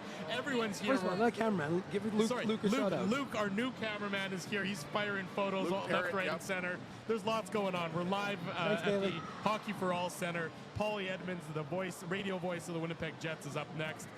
Thanks for tuning in, everybody. Stay with us. Much more to come on this Saturday morning edition of the Illegal Curve Hockey Show. Oh, it's chaos here at Hockey for All Center, but it's a lot of fun chaos is what I think it's called. Ezzy, scooch over towards me, and then Paulie, scooch a little bit towards Ezzy. I know that's a difficult ask. We have a fan here. His name's Declan. Declan is here as well. Shout out. And obviously, we're going to give Declan a shout out. He's got an IC stick. Nice Heritage Jets jersey. So Declan, just like everybody here, is having a great time so far. There you go, Declan. You can check it out afterwards. You can watch the video on our on the YouTube channel and the podcast, so you can hear the shout out there. There you go. Declan's here, Rowdy Jets, Dutch Jets fans here, and the radio voice of the Winnipeg Jets, the handsomest man in the building. I love this setup. Isn't this great? Yeah, you guys have knocked it out of the park here. It's Speaking of which, I feel like I'm doing baseball here with the non-headset and the stand-up mic by itself. The 2-1. There you go. Swing and a miss. We get you back to your baseball roots every now and then. How are you, Paulie? It's been a while, good. my friend. Yeah, no, I'm really good. Honestly, there was a lot of talk about what was going to happen with this team over the summer, as you guys have kind of built your narrative around, and rightfully so. And now we're here, and we're going to see it unfold. And I'm always intrigued to see which direction it goes. I think they're going to be a competitive team. There's not many spots to really vie for when it comes to young guys pushing in. There might be one or two.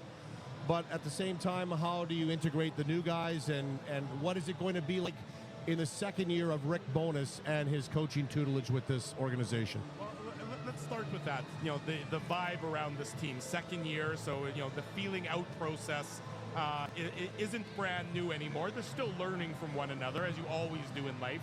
I guess your impressions for the first few days of this training camp so far. Well, the energy that Rick Bowness conveys on the ice during a training camp skate, given his age, I marvel at it. It's just, You know, he wants to bring that energy to the ice, and that should all trickle down to the players. And, you know, to get into specifics, I mean, they've been working on defensive zone coverage. They were working on a forecheck the other day, how to get through that forecheck, all sort of those things. Each day has a different sort of plan to it, and then you're trying to execute that plan. But I think that everybody's kind of raring to go here, and that starts at the top with the head coach and the energy that he's expelled on the ice. And from that standpoint, you know, listen, they had a marked improvement when it came to goals against last year. 2 years ago, they were -5 in the goals against and goals for differential. Last year, they were +22. So, I mean, it's a 27-goal swing, which is huge. And that led to not missing the playoffs by 8 points the year before, but making the playoffs by 2 points. So, I mean, a couple goals here and there swing you to where you want to get to and maybe higher in the standings. I look for that improvement again this year, and he's talked about that a couple of times in his media availability, and that's reducing goals against, but first and foremost, reducing the shots that they're giving up inside their own zone. Well, you talk about the defense and the goals against and everything else, and it seems like everything that they've done this offseason, all the acquisitions that they've made, particularly in the Pierre-Luc Dubois deal that brought in Velarde and Kupari and Iafallo, those guys are all known for being defensively responsible. You know, so when we see them on the ice, you know, the start of the season, is that sort of a primary focus that you're going to look at? The defensive responsibility and the defensive mantra for this team? Because for so long, that's been a bugaboo surrounding this franchise. Indeed, and I think all you had to look at was the way he configured the lines going into training camp. Everybody on a line has a bit of a defensive component player to it. And Rasmus Kupari is that. Iafallo is that on the third line. Velarde to some degree, even though he had only 3 less goals than Dubois in 10 less games, he might be that for Connor and Scheifele on that top line. So I think that there's a nice balance all the way through. Whether it stays like that remains to be seen. But you can see where the concept has come from on what they want to do and be harder to play against. The other thing I look at is look at that third line. You know, you've got Appleton, Lowry, Iafallo. Iafallo had 16 goals last year. He replaces Blake Wheeler's 16 goals, in my opinion, but now this is a third-line guy. So whichever way you want to look at it, gentlemen, they either have 3 scoring lines or they've got 2 really good scoring lines and a great checking line that can score. So to me, the depth in revamping this forward core is first and foremost front and center on what we've seen, what Kevin Cheveldayoff did in the summer in that deal with Dubois to Los Angeles and getting those 3 players back.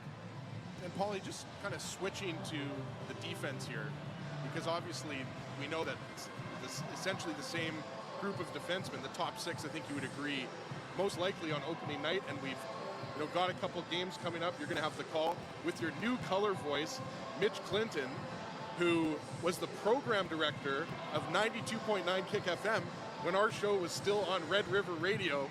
So that's how far we go back with Mitch Clinton, about 13 or 14 years. So I guess let's start with that then. Before we get to that, I mean, I heard you on OV yesterday, but I mean, you know Mitch Clinton really well. He's worked with the Jets since they returned in 2011. But I mean, just how excited are you for Mitch to be full-time in the booth with you? Because I mean, everybody who knows Mitch knows that he's the salt of the earth, great guy, and it's just a great opportunity for him to be alongside you in the booth. You know, the one thing I'll say about Mitch, and I think this speaks volumes if you had to make one statement, is he won't get outworked. He's going to put the work in. He's going to put the preparation in. And therefore, if you do that, the broadcast should convey that. And that's what I'm looking forward to. I mean, what I said yesterday, and I think because it begs repeating, COVID had a lot of negative things around it. You know, I mean, lockdowns, and I don't want to get into all of that. But there was also some things that COVID had that were positive. You know, I know it brought our family closer together because we had to kind of hang around with each other. We got to know each other a little bit better. But it also ran through the team that one year, and everybody got sick. And everybody got plucked out, right? And that included the 2 broadcasters, myself and Jamie Thomas. So Mitch was the lucky guy. I mean, he just happened to be right place, right time. And he did 5 games with me as the color guy when JT was sequestered in that hotel in Boston for like 17 days. And I'm not exaggerating. It was like 17 days he was locked up in that room by himself. It was solitary, you know? And then he filled in for me for 4 games when I got it as well. So he had the opportunity to kind of get his feet wet. And then also, whether you want to call it that or not, it was a bit of an audition, I guess, for a day where maybe this came up, and it did. So I'm looking forward to working with Mitch. He's been around a long time. He knows the history of this team, Ezzy, and he'll be able to convey that on the air. I'm looking forward to the first game tomorrow. Paul, you know, we're focused on the NHL guys, but there's a lot of young guys who we watched at development camp and we watched as they got ready for young stars, but now they're up against the NHL guys. So what have you noticed as these guys, like, again, my biggest takeaway yesterday was Chibrikov going fearlessly up against Brendan Dillon and coming up on the right side a couple of times. So have you taken anything away from any of these young players as they go up against NHL talent, and which is obviously a level above what they're used to seeing? See, I look, and I know exactly what you're saying, Dave, but I look at the guys that have been kind of pushing or trending there more recently. For instance, Declan Chisholm. Yep. Let's just isolate him. Yeah. I don't know that you can hold that kid back. And that kid, in his first NHL game in Detroit, I remember it, was up the ice and impressed me. Yeah. Now, he hasn't really got the opportunity. He had a great year last year with the Moose. He's on a 1-year deal. It's a bit of a gamble on his part and the organizations to see where they get to on this 1-year deal. But I look for him to push in. I still think guys like Lambert, Ville Heinola might be on the edge, but not as close to maybe pushing into the lineup as a young guy like Declan. But I still think we need to keep our eyes on those guys, because without having that Moose opportunity right here in our own backyard, we wouldn't know as much about these players. And certainly you're the resident pro when it comes to the Moose. And I say that with all, you know, admiration, because you cover the team on a full-time basis. So you know who might be ready for that next step.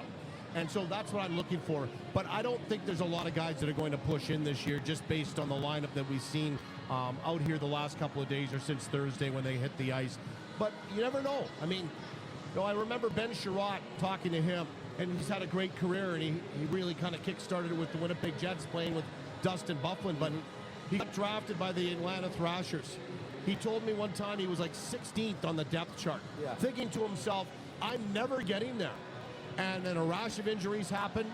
Next thing you know, you're a call-up from St. John's, and next thing you know, you're signing contracts in Montreal and moving along, and you're looked after for the rest of your life, and you played a pretty solid NHL career as a defenseman. So anything can happen. Injuries can happen. You just have to be there, putting in the work. A lot of these guys have. I will say this.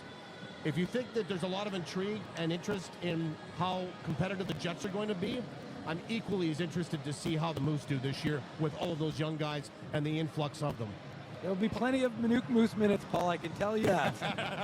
Paul, shameless plug, eh, Drew? You know, he's shameless at the best of times. Paul Edmonds, our guest here on the Illegal Curve Hockey Show, coming to you live from the Jets Fan Fest at Hockey for All Center. And, of course, we do echo the words you said about Mitch. And Jamie Thomas isn't going anywhere. He's going to be doing a lot of work still for the Winnipeg Jets website. And given the shellacking I gave him in fantasy football last week, hopefully he'll have more time to do some more fantasy football research as well. Do you know how many drafts he's in? Yeah, I'm in most of them with him. Like so 47. It's ridiculous. Like I thought I was hardcore, and then Jamie, when it comes to fantasy football, is on a whole other world. Yeah, it's actually over the top. I don't know how he keeps track of everything he's doing. Nonetheless, Rick Bowness talked a lot about defense. We know that. More from the power play was also a big subject that he mentioned. Yeah. And this is going to be a new look power play. Blake Wheeler, who was such a fixture on the power play for a decade or so at this point in time, is obviously not going to be there anymore. We haven't seen the team really start with the special teams drills. They don't usually do that necessarily this early in camp. How do you foresee that power play going to sort of align, or where do you think the Jets are going to be able to get that more juice from the squeeze on the power play? Well, the first thing is, and he kind of addressed this the other day. Now, the power play improved from 2 years ago to last year, and they want it to be even better. Right. They think they have the weapons to move it up a couple more notches on percentage points. But Nikolai Ehlers is going to factor into that number one power play opportunity and get more minutes that way. And listen, Nikolai has a great shot. So he's probably going to be one of the shooter type guys. He's not a passer. What you are missing with Blake Wheeler is probably one of the premier passers in the league, right? And a guy that can really thread the needle. So you got to find that. And who that is going to be, we're not sure. But unfortunately, and we might not see the power play or the penalty kill get set up and worked on for another few days, maybe after these 2 games against Edmonton home and home. But Nikolai's hurt, right? Like, he's supposed to return today. Had some neck spasms, so we haven't really seen what he can do. But he'll be first and foremost on the depth chart on that number 1 power play. So that's 1. 2, I wonder if they move a guy like Adam Lowry into that middle, just as that presence, that big body there. And if they do, I mean, how does he kind of perform there? Or whether they keep it to sort of what they've always kind of done, have that one-timer spot, whether it was Scheifele or before him, Laine. I'm not sure. I think what you need to do is have a couple of variations, because as we know, there are no secrets in video anymore. and once you start to have some success in one area of the power play, somebody's going to take that away from you. I do believe, and I've said this for a while, I would like to see more shots from up top. And we talk about Wheeler or Dubois or Scheifele or Laine. I think where the power play has been hurt the most was losing that shot of Dustin Byfuglien's up top a few years ago. And they haven't really replaced that. Now, Josh Morrissey, I think, has the ability to become that, playing alongside Dustin Byfuglien for a few years. But I would like to see more shots from up top. And it doesn't have to be the cannonading drive, as Danny Gallivan would say, but it has to be something that you get through all that mess of skates and sticks to create the chaos inside the slot area and on top of the crease.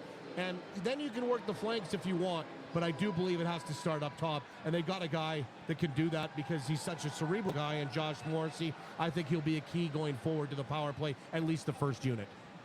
Ollie, I wanted to ask you about Scheifele and Hellebuck, because obviously, I mean, there was a lot of speculation throughout the summer.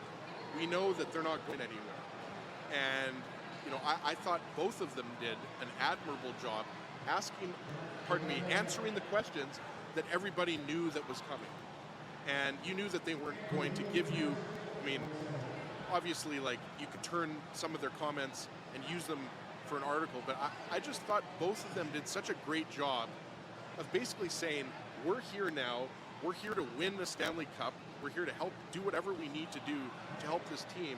And that is basically everything about whether I'm going to sign a contract and stay here. That's out of my control at this point. What did you think of how they handled that? Even though, like I said, everybody knew those questions were coming from Kenny Weeb and Kelly Moore and Mike McIntyre and everybody else, because this is really going to be a storyline only off the ice. These guys don't think about that, as you know. They focus on the next game that's in front of them. A couple points from that, Ezzy, and that is this. And I've said this to a number of people. The Winnipeg Jets are a far better team with Mark Scheifele's 42 goals in the lineup and a guy that has been a 3-time Vezina candidate and a winner once in goal in Connor Hellebuck. So that's the bottom line. Number 2, when I watch guys speak, when you know, as you mentioned, the questions are coming on one specific topic, on an expiring contract as a UFA, not restricted, not arbitration rights, UFA. I watch for body language and what they tell us. And I felt both guys on day one were genuine in saying that they wanted to be here, felt that they had an opportunity to win, and also wouldn't mind staying here if the opportunity presented for a contract extension. And I firmly believe that they both believe that and both want to stay. There's never been any talk about either one of them wanting out. Let's face it, when Pierre-Luc Dubois at his press conference last year and said, I kind of want to weigh my options, ... we knew, because we'd been down that road with Jacob Trouba before as a market here, right? And so your little antenna goes up. Mine did not on Thursday when both those guys spoke. So I think there's a real possibility here, gentlemen, that they could get both guys signed to an extension. What does that look like? I don't know. Is it 5 for both? Is it 6? Does it start with an 8? Probably has to for both. You know, where do you get to? Those are all things that Kevin Cheveldayoff's going to weigh, and then the representation of both players is going to weigh. But I do believe that both guys want to play here, want to stay here. And again, as I said off the top, I believe that these guys are better and the Jets are better with them in the lineup. Yeah, Paul, we were of the same opinion even last year, saying that we didn't think that those, of the four, we thought those two were the ones who were most likely going to be sticking around for potentially for the long term. But you know, I want to talk about one of those guys, but his partner in crime, Laurent Brossoit. That's one of the things we were talking about just before you came on. What kind of impact we think Laurent Brossoit is going to have? So I'm curious as to get your thoughts. What kind of impact do you think he's going to have, the return of Laurent Brossoit, especially if he can stay healthy, of course, key, to this Winnipeg Jets franchise, especially given, you know, Connor Hellebuyck said a lot at the during his presser, but I thought the comments at the end were the interesting ones in terms of his games played, because since he became a full-time pro, nobody's played more hockey, nobody's seen more rubber than Connor Hellebuyck. I think now this year, if anything, we'll see a little bit of a reduction to potentially keep him fresh for the playoffs. Dave, there's been a trend in the National Hockey League for about the last 5 to 7 years of taking a little bit of the workload off of your number one guy, because you need to have him fresh in April, right, when the playoffs start. Saw it, I guess, first with Tuukka Rask in Boston. And whether the science works or not, you have to believe that there is something to it. So what does it look like? You got an 82-game schedule. Let's just call it 80, just for sake of argument. Is it a 50-30? Probably not. Hellebuyck, Brossoit. Is it a 55-25? That's maybe a little bit more to that sweet spot, but it will not be this. I mean, Connor Hellebuyck has played 66, 67, 68 games at times. It will not be that. So I think somewhere in toward the high 50s for Hellebuyck, and then Brossoit gets a few more games. You know, the other thing, too, and we've talked about this in the past, and you wish no ill will, and knock on wood, but Connor Hellebuyck, the reason he's played all those minutes and all those games is he's always been healthy, right? So there hasn't been the need for the backup to get kind of thrust into that primary role for a week, 2 weeks, a month. If that continues and it's status quo, then I think you see more minutes given to Laurent Brossoit, some of them shaved off Connor Hellebuyck, and I do believe it would be advantageous for both goalies and the organization once they presumably get past April and the 82 games into playoff game number one. Paul Edmonds, radio voice of the Winnipeg Jets, is our guest on the Illegal Curve Hockey Show. We're broadcasting live on our YouTube channel. We're also at the Hockey for All Center, part of Winnipeg Jets Fan Fest.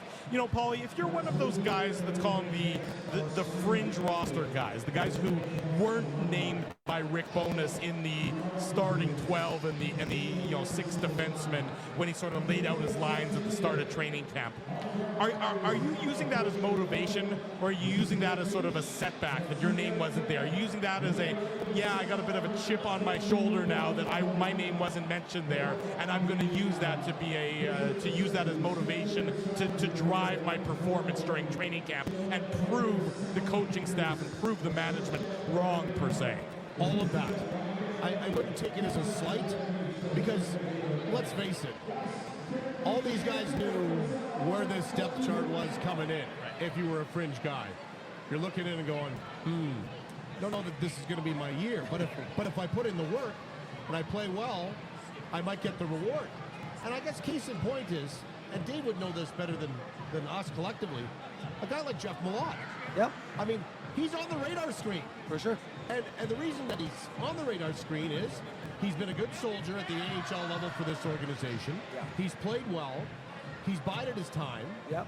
And they like him. Yeah, exactly. For all of those reasons, including, most importantly, what he's done on the ice. And he's a big body. Yeah. So just keep plugging away, I think, as long as they've given you the opportunity to put on a uniform.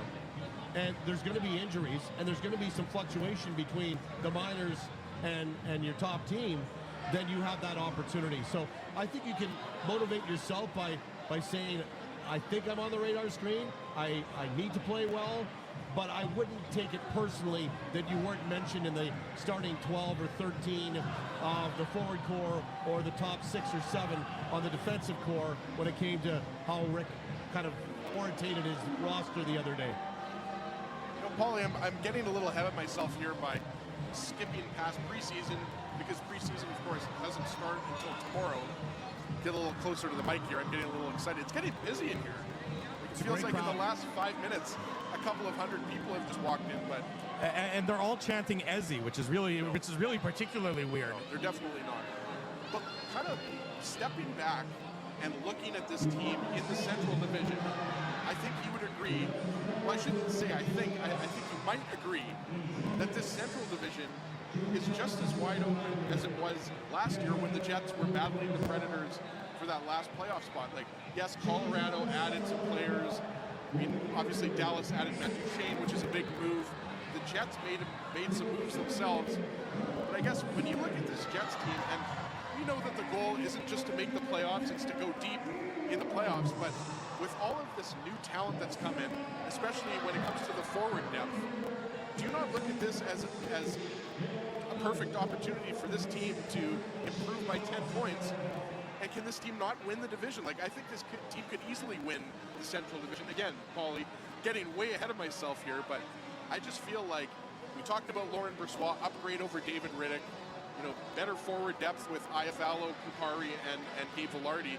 When you've got Vlad Domestikov on your fourth line right now, I mean, that could change, but to me, it just seems like, yes, it's training camp, it's fresh and everything like that, but it just seems like, I mean, this team has just as good a chance as anybody to prevail in the Central. Domestikov not only on the fourth line, but playing on his off wing. Right. I mean, I'm going to say this because I've delved into a little bit about what I think in the North Division at this point, and how does Ryan O'Reilly help the Nashville Predators? I mean, where are they really? I think once you get past the two heavyweights, as you mentioned, in Colorado and Dallas, anything's wide open. And I do believe that the Winnipeg Jets will have a chance at third in their division. I believe they'll be a competitive team that will make the playoffs. I think I said that a couple years back on this program, and I was one of the few guys that actually picked them for the playoffs, and somebody tweeted that out, so thanks very much. It was a little bit of a latent reaction here, but cue the thank you. tape. Yeah, cue the tape. But I don't know about Minnesota. They kind of caught fire last year. They did it a certain way. They don't have Reeves anymore. They're not, to me, that motorcycle gang that they were last year. I don't know about St. Louis. They're kind of, are they rebuilding? Are they retooling? Are they looking to the same with Nashville? Arizona, Chicago. It'll be interesting to watch when Connor Bedard comes to town and playing with Taylor Radish and Taylor Hall. I'm looking forward to seeing that, but it's not going to be enough for them to challenge. So I really believe that you've got four teams, including Minnesota and Winnipeg, the two heavyweights. They're going to battle for some playoff spots and probably third in the division. And I believe third is wide open for the Winnipeg Jets taking, because I don't believe that Minnesota is going to be that much improved, and I do believe the Jets might slightly improve enough to get to that spot. So, all you want to do, we've heard this repeatedly the last couple of years, is just get in. And then if you are built a certain way, you get some goaltending, you'll be fortunate to maybe get through the first round and beyond. But I think you've got to get there first, and the way it's kind of configured and constructed for the Jets, I believe that they have that opportunity to get there, and not just get in through a wild card like last year, but maybe challenge for one of the top spots in their division.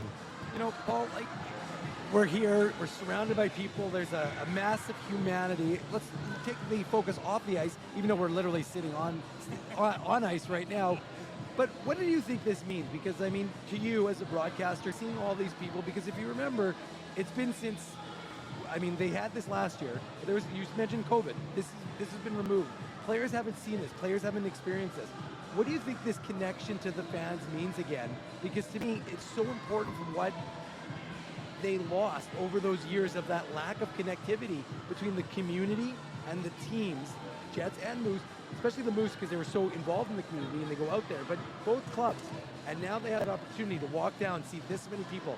So what do you think something like this does to reinforce how important this is in the community? You're right. It did diminish for various reasons, but it was never lost on the organization in trying to get it back. And I think we've seen the arrival of that again. This place is packed. Yeah. And the skates going on, the training camp skate, the 10 o'clock skate, it's jammed over in the PCL rink. Used to be Free Press, used to be Subway, Canadian Tire. The illegal curve rink, Paul, that's what we're calling it. The illegal curve rink. I think it's PCL Construction now. But it's packed. They slightly outbid us for the name. That was it. It was neck and neck battle. Our revenues are almost equal. They went to 3 years. You guys could only go to 2, that's why they got it. That's right. It was term. It wasn't money. It was term.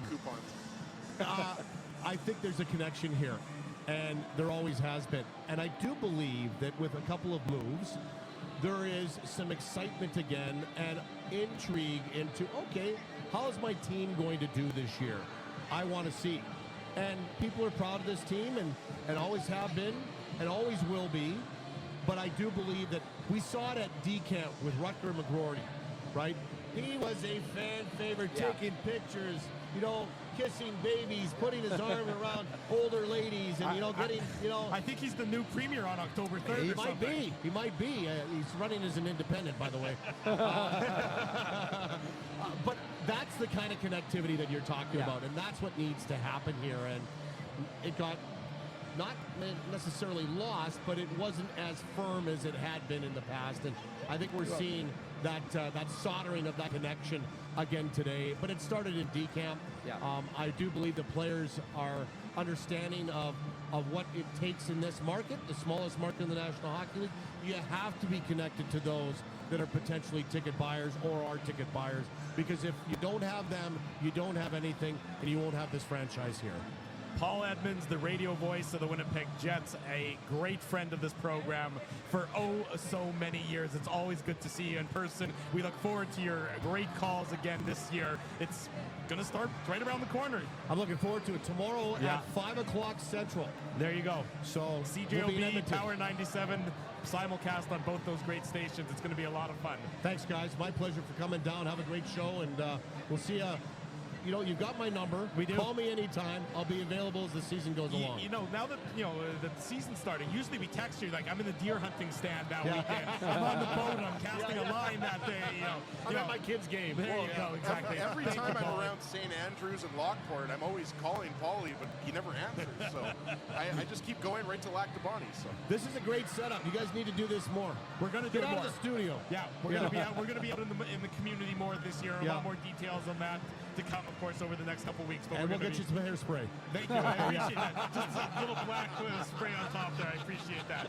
At least to get the glare away. The glare is too bright. It's bouncing off my head. Thank you, Paulie. Yeah, your pleasure, guys. There you go. Paulie Edmonds Thanks, joining Paul. us this morning on the Illegal Curve Hockey Show. We're live here at the Hockey for All Center, Jets Fan Fest. We're going to go into a little bit of overtime. Do we have a break still or no? No, I think we took 3. We did. We took one at 9:30. Did we do one before Paul came on? We took one before Paul came on. Yeah, we've taken all of our breaks there. Paulie's giving us the thumbs up. There's so much going on. All right, shift back over. We got so much. We're a little too tight here. Come on. If you're in and around... I don't need to smell you that much, Drew. If you're in and around Hockey for All Center, the West Portage area, come on down. Check us out. We've even got Illegal Curve mini sticks. We got Illegal Curve mini And sticks, pucks. Illegal Curve pucks. Winnipeg Sports Talk is going to go live. I have watched Remus and Huss take at least, 10, 12, It looks like a kissing 15, booth, for God's sake. Wow, these guys are popular. They can't even sip their coffee. They're taking so many pictures, signing so many autographs. So now they know what it's like to be Drew.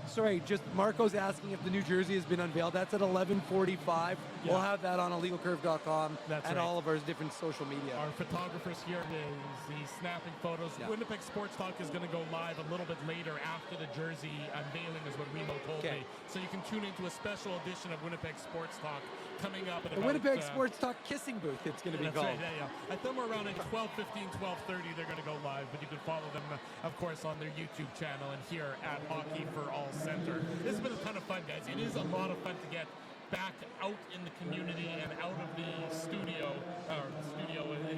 our windowless basements, as the case may be. But it's been a ton of fun. It's been great being back in person with both of you. I guess a final thought from both of you through the first few days of training camp. What you've seen, your impressions, and what you want to see as the preseason gets underway and as the start of the regular season rapidly approaches. I think look, I've been here every day. I've been watching. They've been long days. They've been interesting days, though, I have to say. Although if this jersey reveal time could have been maybe half an hour later, so I could have gone and done media then and done. Dave's been spending an average of 14 and a half hours here at Hockey for All Center. It's true.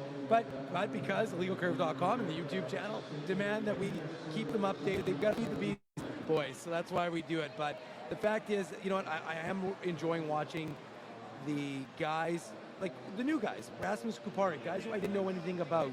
The Alex Iafallo, I didn't really know what to again, we saw the Kings last year 3 times, but we didn't, again, key in on those players It's now necessarily. Iafallo in a Jets jersey. That's right. So, like you said, you might have seen him play a lot with the LA Kings, but now you want to see what he looks like with his teammates on the ice. Exactly. Right? So it's a different look that you're used to seeing these guys. So, and especially because Rick Bowness has sent obviously Gabe Velarde and how he mashes with Al Connor and Mark Scheifele. I think the interesting thing, and I've been seeing this, to our media brethren the last couple of days, is that now that Scheifele and Hellebuck have answered the questions, really there's not and because Rick has essentially established what the look of this team could be on day one of the regular season, there really isn't a ton of questions. So in terms of like storylines, now it's more about, just the interest in terms of like Paul was talking about, the Declan Chisholms, the Ville Heinolas, watching the guys on the bubble as the 13th forward, David Gustafson, how's he going to have his camp, that sort of thing. So that's what I'm watching, in addition to the guys who I'm going to be following very closely on the Moose. And the reality is, like, Chaz Lucius and Brad Lambert, I wasn't asking Paul in the sense that, hey, are those guys going to be making the Jets roster out of training camp, because I wasn't anticipating that, but more just to see how they continue up against the NHL talent, and how, again, this is going to be a very young Moose team, but it's going to be it was already a young one last year. I'm not turning this into a Moose Minute. It's too much is going on for me to be able to get to the button, but I would if I could. But the fact is that there's so many, and I mean, again, there's so many guys I haven't even mentioned, the Torgesons, the Nikkonens, Dmitry Kuzmin, again, very exciting young, forward, a defenseman, who played for the Flint Firebirds last year. So there's going to be a lot of young defensive Jets prospects, I should say, who are going to be on the Moose. There's a lot of exciting things to watch. So there's a lot more to go, but it's been a lot of fun. And again, like I said, we'll have everything covered for everybody on illegalcurve.com. Right, and I mentioned this earlier. Unlike Dave, Drew and I haven't been at training camp. We've just been reading about training camp, watching clips, listening to all the scrums, everything like that. But we can easily, and you singled out a lot of players there, Dave, and those would be the same players, that I would be pointing to, like the guys that are on the bubble, right? The new players, the 3 LA Kings. We were calling them the Los Angeles Triumvirate, or whatever we were calling it. But to me, it looks like stepping back and just looking at training camp as a whole. I mean, of course, it's a fresh start. It's a fresh start every year. But, it really has felt, for me, at least from a distance, with Blake Wheeler gone for the first time, he's not at a Jets training camp since the team returned. No Pierre-Luc Dubois. The second year, I mean, it does feel like, even though there is that element of unpredictability with this team because there's so many new players, and other teams in the division have gotten better. I go back to Dallas with Matt Duchene. Dallas was one of the best teams in the Central last year. Forget if they finished first or second. They might have finished first. Forget. Did they finish first? I have to go back and check. That was too long ago. Doesn't matter. Doesn't matter. Matt Duchene makes a good team even better. So the Central, I agree with Drew, it's arguably the weakest division in the NHL, or it's not one of the stronger divisions. But so for me, that's what has stood out to me. You can feel it, even though, like I said, I should mention, haven't been there. Anybody watching or following this team knows that there is a fresh aspect, a feeling, I should say, a fresh feeling around this team. So to me, that's kind of what stood out. And yeah, it's going to be fun now to watch these guys in preseason and see how they gel, because everybody wants to see, are Scheifele and Velarde going to have instant chemistry together? And they've certainly looked good in training camp for what I've seen and read about. So that's kind of what has stood out to me so far in the first 4 days of training camp. And, just if I can just kind of also add a comment, it's great to be back here. We talked about producer Tim is obviously the one that has, made this all really function properly. I think it's been 4 or 5 years since we've broadcast. It was back in the TSN 1290 days, so it's just great to be here, see Rowdy, the Dutch Jets fan, all the, loyal IC Nation, and everybody just in general. It's just great to see everybody. This has always been a fun event and a great event for us to be part of.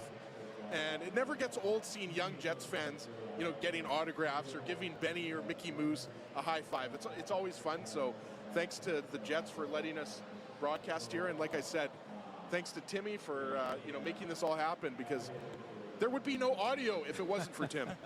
Well, and a couple of things I just wanted to add in quick. First of all, I'm going to reiterate Ezzy's point.